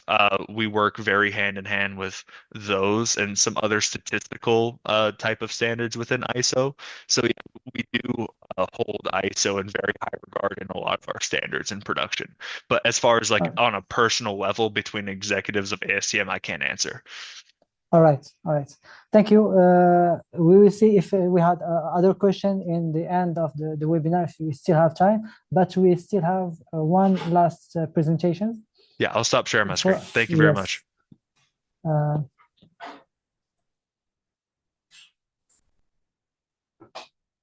Yes.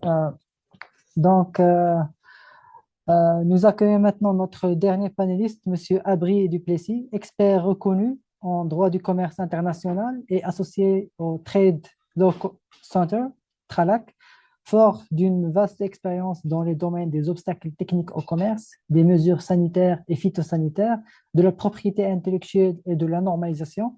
Il a notamment contribué aux négociations des annexes de la ZLECAf relatives aux OTC et aux SPS. Son intervention nous apportera un éclairage sur l'importance des cadres juridiques et réglementaires harmonisés pour promouvoir une gouvernance minière durable, renforcer l'intégration régionale et soutenir le développement économique et social du continent africain. Monsieur Duplessis, nous avons le plaisir de vous donner la parole. Vous avez 10 minutes pour vous présenter. Merci.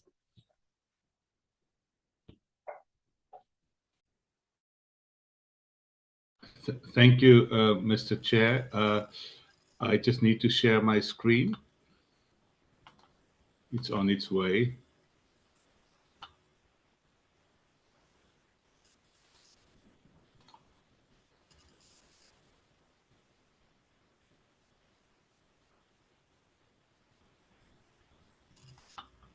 Okay. Thank you, Mr. Chair. Let me immediately start. I know that I have only 10 minutes, and I'm going to be very quick. We all know that the overall title is Mining Governance in the 21st Century.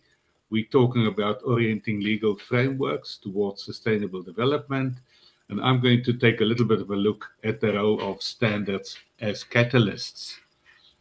Now, my starting point in terms of my brief was the UNDP source book of 2018 titled Oriental Legal Frameworks Towards Sustainable Development.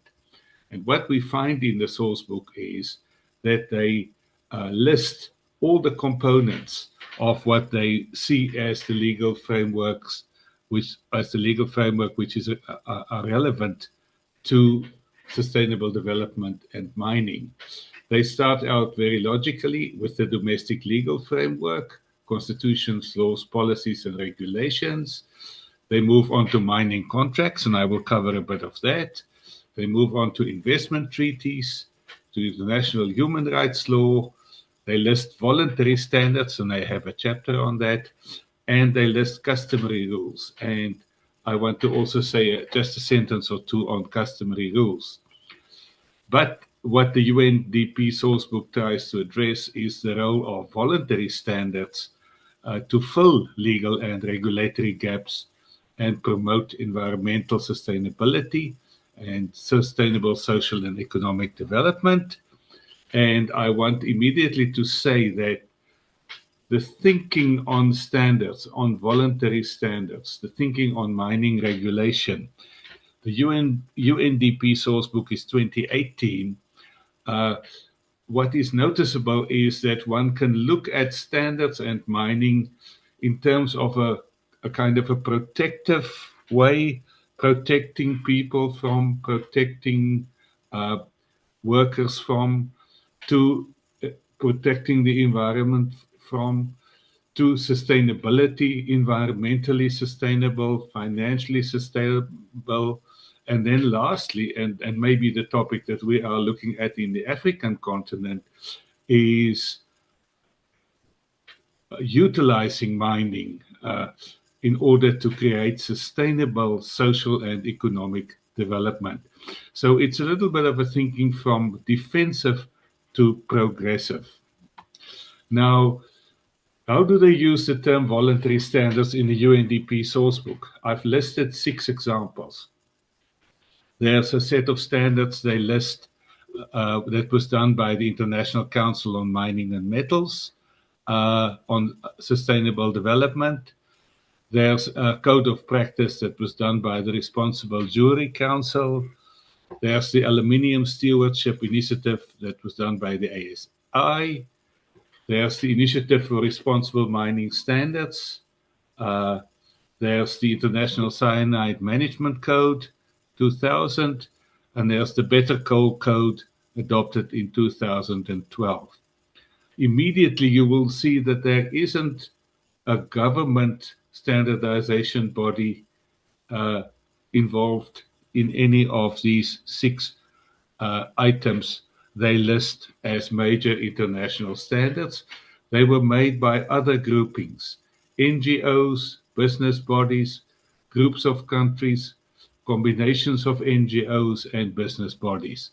And this is interesting because what we see here is that standards can be made by a wider set of standards makers, if we use this definition, than the classical definitions we find in the TBT agreement and the ISO documentation.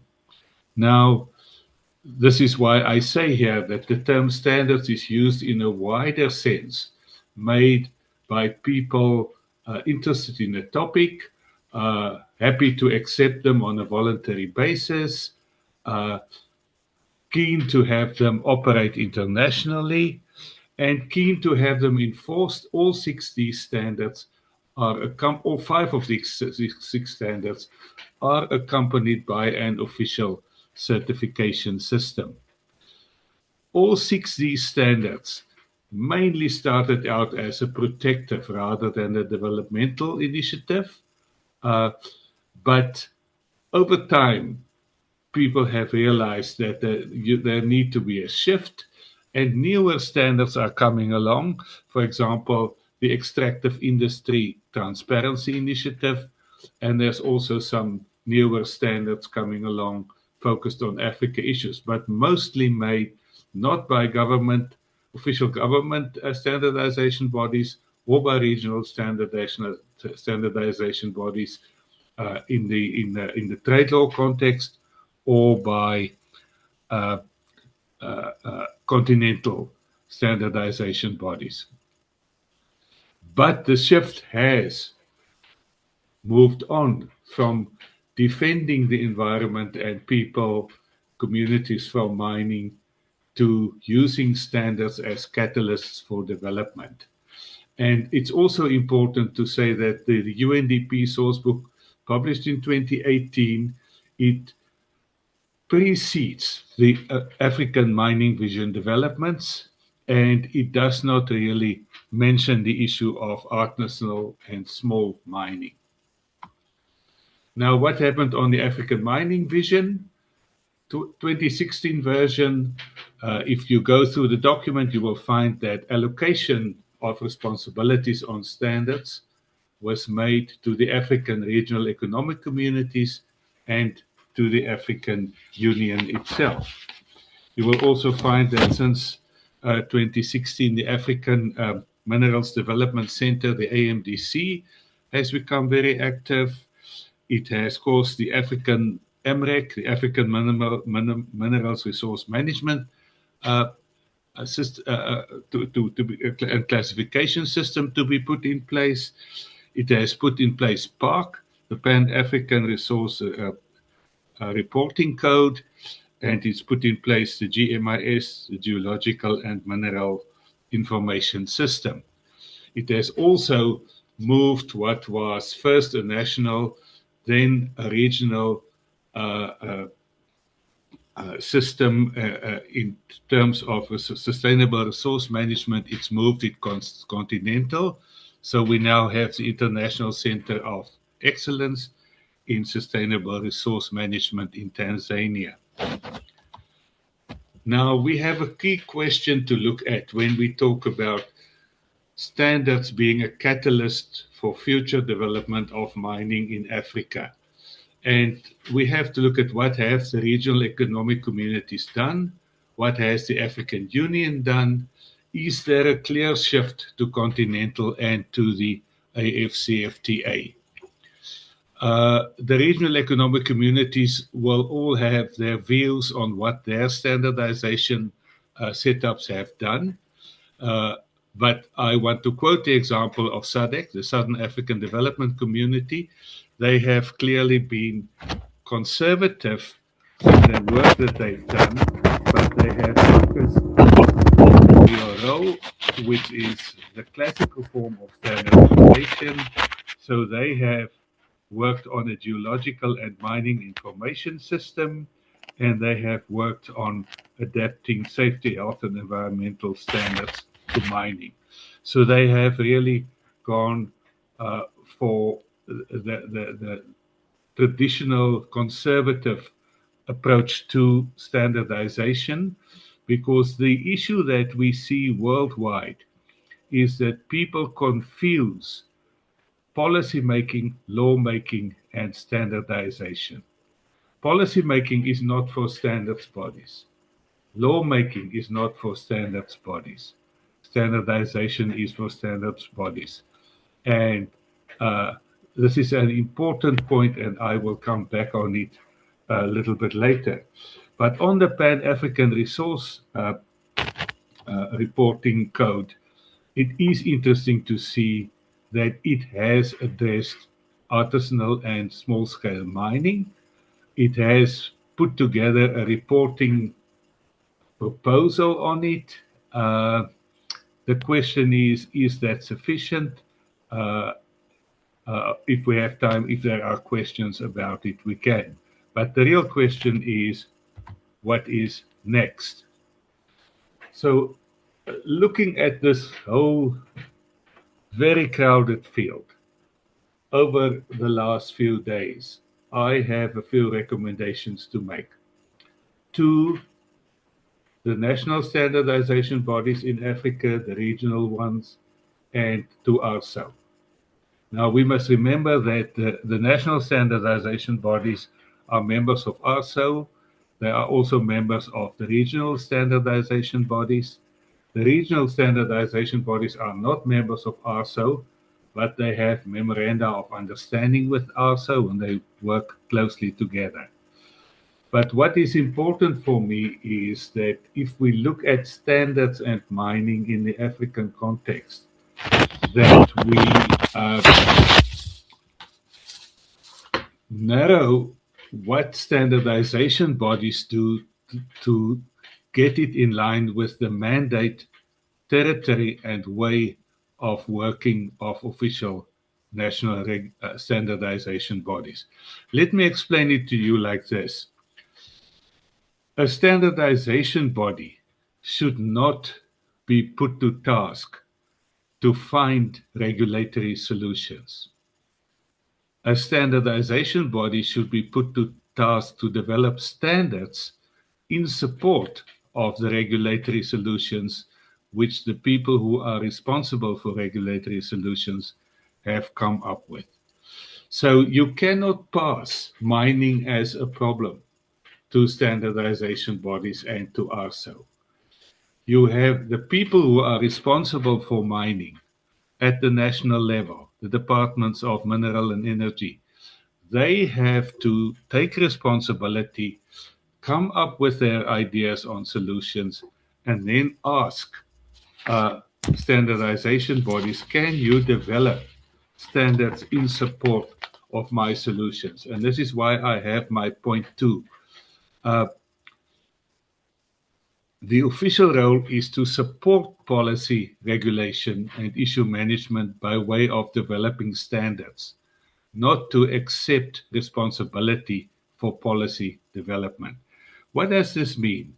It means that on ASM, artisanal and small-scale mining, I can ask standardization bodies to develop standards for me on reporting, standards on recording, standards on classification, standards on information, standards on terminology, standards on track and tracing, standards on product purity, standards on chain of custody, and so forth, and so forth. But I cannot come to a standardization body and say, you must somehow deliver for me the solutions to the problem of not having a viable mining sector. That is not the responsibility of a standardization body. On the mining contract issue, this is also an interesting point. It is not for standards bodies to prescribe standards on what should be in mining contract issues, but they can be influencers. They can, like ISO does, compile best practices on transparency and contracts. They could even have standards on transparency, but I cannot see them having standards on contract content. I can only see them having standards, a collection of best practices, or maybe what ISO calls a guidance standard, which is not a real standard, more like a guideline. Then my fourth point on my recommendations is, because supporting development is a key concept, we need an evolutionary approach. We have been supplied on the continent by many, many standards from overseas. But we should not only look back at what people have sent us from abroad, we should look forward as to what is happening on the continent, what our aims are and what we want to do. So we have to look at what the individual regional economic communities have done under the African mining vision, and we have to address synergies and harmonization in the shift to continental approaches. Then we have to look at artisanal and small mining. I want to use about my last minute to tell you that in the country where I'm based now, South Africa, a major form of artisanal mining and small-scale mining in the vicinity of Johannesburg is that miners are removing the pillars of soil and rock that was left in old gold mines in order to prevent that the gold mines collapse. What's more interesting is that those pillars were actually laid out in line with an ISO standard. So what was created along the lines of an ISO standard in order to protect a mine from falling in is now being mined by mining activity. That is the changes that we are seeing in Africa. What we are seeing is that discarded mining materials which were not rated valuable 50 years ago are now very valuable and are being mined again. We are seeing that mined out mining materials that were being used to build roadways are now being mined by people digging under the road. We have to map, measure, report what is going on, and then we can look forward. Also on customary rules, important that UNDP mentions it, but we have a customary issue in South Africa, which is land tenure. How do communities see the relationship between themselves and their land? How does governments in Africa, different governments, deal with the minerals contained in the lands of tribal owners, of private owners? What are the solutions to the issues we are facing? This is the kind of stuff that we have to look at. And then in conclusion, I just want to mention one last issue, which is the extract and export issue. Mining in Africa, in quite a few African countries, have changed completely. In Southern Africa, if you today go on a highway that leads to a harbor, the harbor can be Maputo, the harbor can be Walvis Bay, the harbor can be Lüderitz, Cape Town, Kibera, Durban. What are the single most noticeable vehicle on the road? Massive trucks exporting raw ore or transporting raw ore to the harbor to be exported. So what does this mean? Mining has changed to digging up the ore, putting it in a truck, taking it to a harbor, shipping it somewhere. What are the implications of that activity? We have issues on road safety, issues on pollution, issues on the kind of trucks that are used. There are standards applicable to that. You can see that the one truck is transporting heavy soil, the other one is transporting light soil because of the number of wheels and the size of the buckets and so on and so on. But the point is, ASM, issue of great importance to Africa, how to regulate it, how to apply standards to this very unique issue, and Thank then you, extract Mr. and export. If you What can are we conclude, doing in terms of standardization on export and export? Sorry, that is the last, but I had to say yes. thank you, Mr. Abri. We see the different initiatives in regional level and international level in regards to standards, regulation, and public policy. We are before coming to the conclusion. I would like to get back to Mr. Grace for a final conclusion, and also about the reported question about the role of education and university for reinforcing the security and the resilience of the chain value of critical minerals, and also your closing remarks about this theme. Thank you. Thank you, Mr. Grace.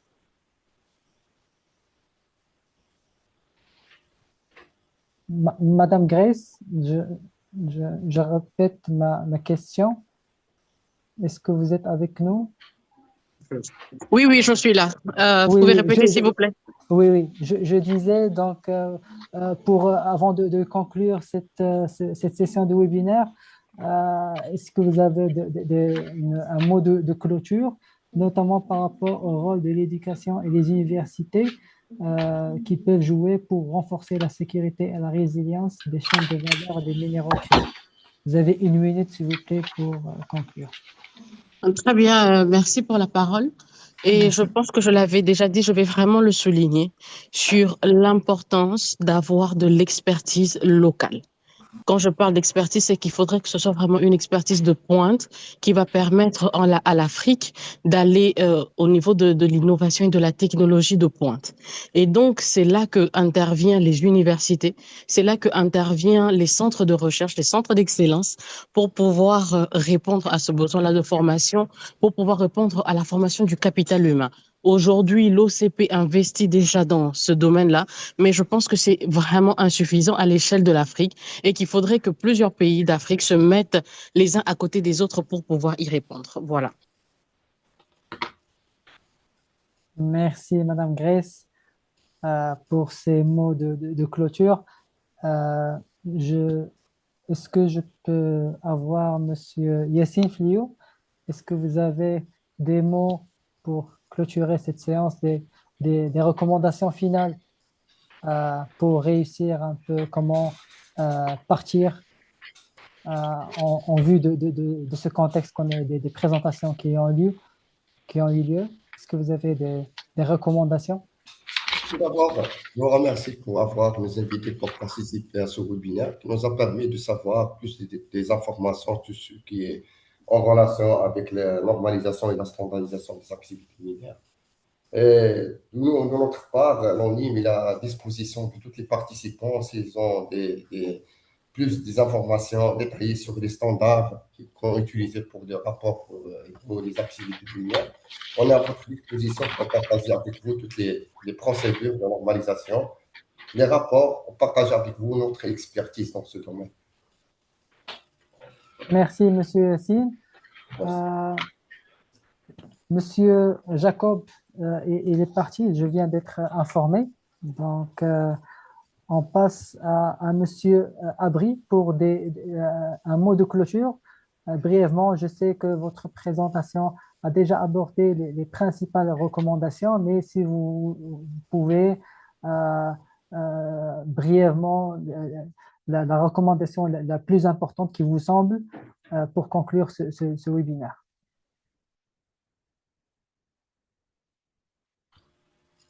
Thank you.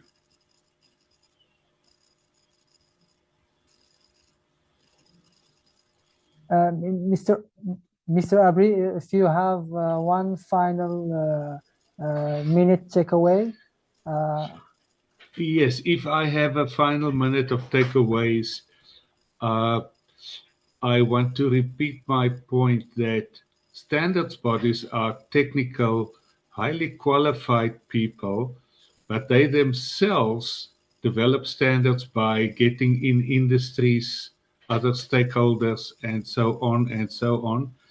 And instead of taking on too much, they should look for what are the continental solutions that are being put forward on the continent, and then look at their secondary role of how can they offer standards development in support of those solutions. That is my main point for today, yes. Thank you. And also, I wanted to invite the panelists to leave their contacts in the chat. And sorry for the participants. I see there is many questions in the chat, but we don't have time to tackle them. So I invite the panelists to leave their contact information, and I invite the participants, if they have a question, to contact directly the panelists.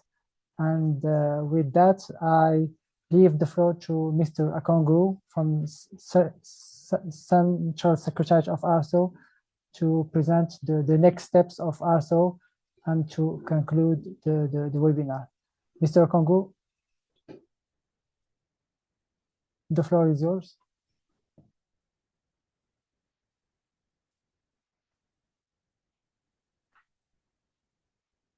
Thank you so much, Mr. Lamy. That one was a great session. Thank you, the panelists. I think a lot has been said. Just give me 1 minute to share screen to finalize on this session today.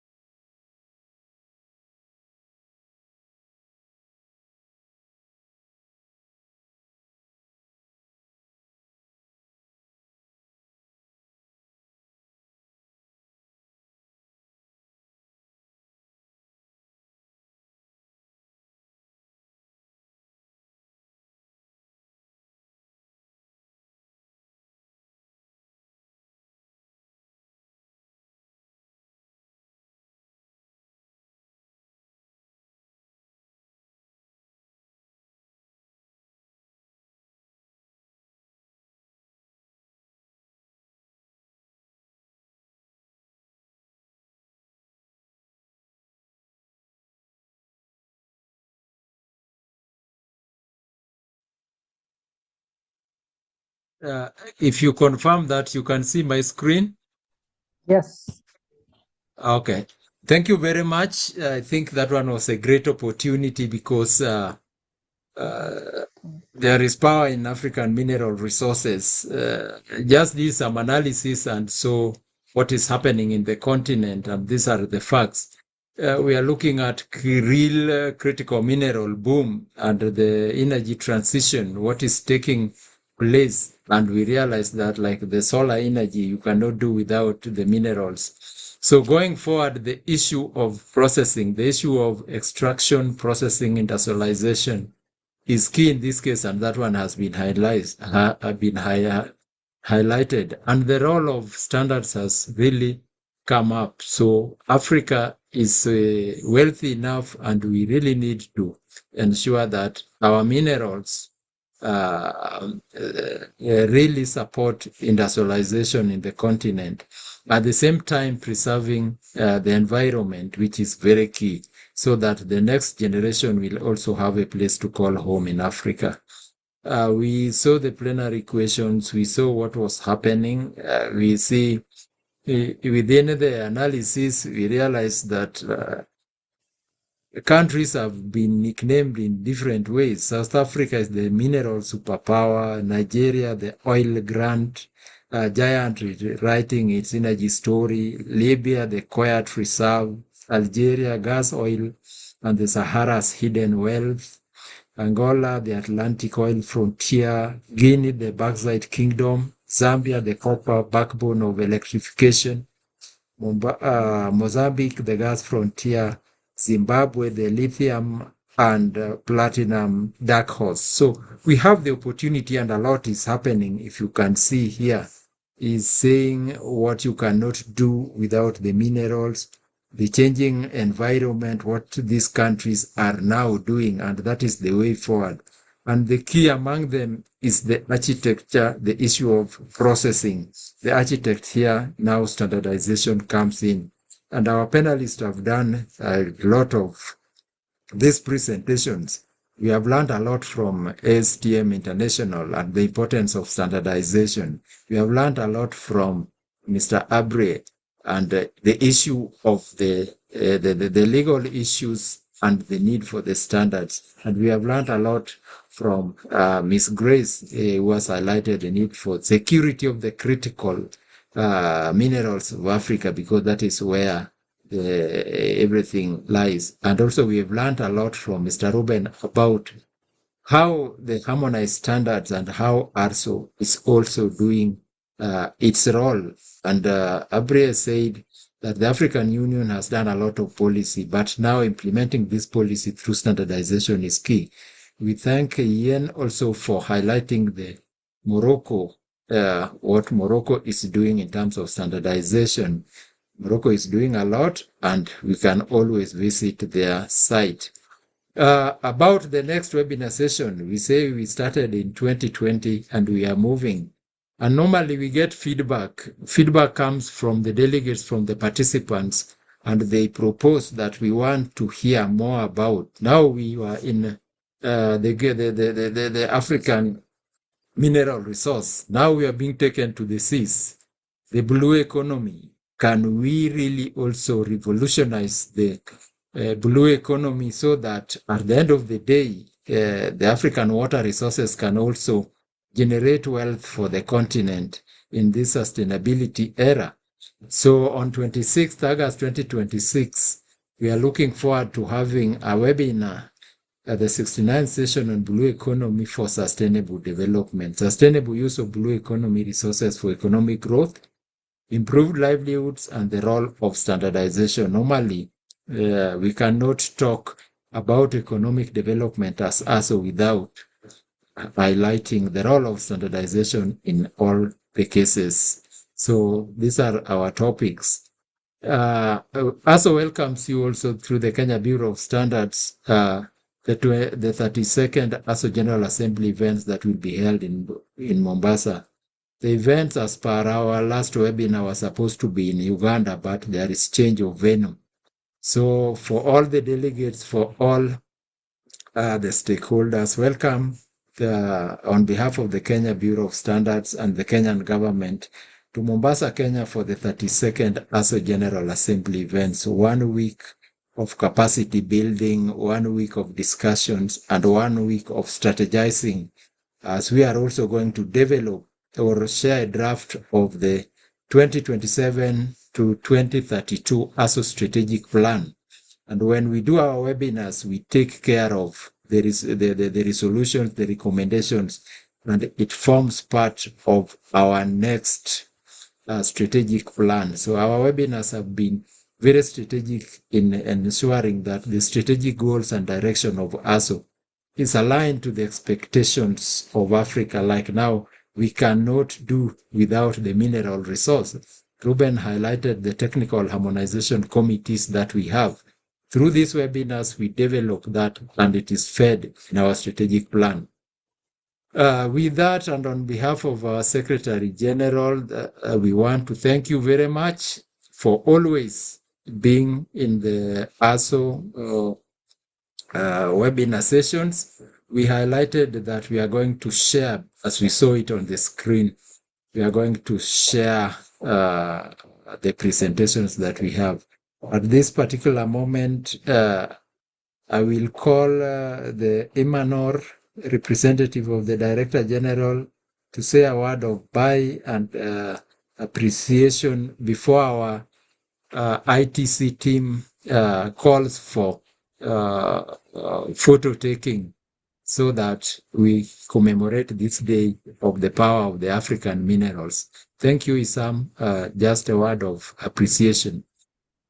Yes, thank you, Mr. Okongo. I had there are very interesting presentation which I do really like with the different perspective from the mining professional, from standardization bodies. But if we can have a principal takeaway from us is that standards are built by the professional and the participation of all interest parties, and they are there to contribute for the development of the industrial, but also to take into account some issue that's not only related to technical issues, like ESG declaration, environmental impact, biodiversity, and so on. But I think if we come today to the end of this webinar, I have to, and I would like to express my sincere gratitude to all the distinguished speakers, the moderators, and also the participants for their valuable contribution and active engagement. Also, on behalf of the Moroccan Institute of Standardization, Imanor, I would like to reaffirm our commitment to working closely with the ARSO, the African Organization for Standardization, and all African partners to advance standardization as a catalyst for sustainable industrial development and continental integration. I would like finally to extend our heartfelt appreciation to the also the organizing team and our speakers and every participant for making this webinar a success. Thank you once again for your participation and have a good day. Thank you. Thank you very much. Over to our ICT team and those who can turn their cameras on. Kindly, please turn your cameras as we take the photos. I was in the background, so Paul from AFNOR, all the way, I think from Paris. Thank you so much, Paul, for participating. Look forward to engaging further. Thank you all. Those who can turn their cameras. Our team is ready, ICT team, to take the photos. We are waiting for them to tell us that they have taken, but it was a great day. Thank you, the panelists. Thank you, the delegates. Thank you, Imanor, for this co-hosting. Thank you, Mr. Alami, for the great plenary session. Thank you so much. Thank you. Thank you so much. Thank you. Yes. Next time. Yeah, okay. Thank Bye. you. Bye. Thank you.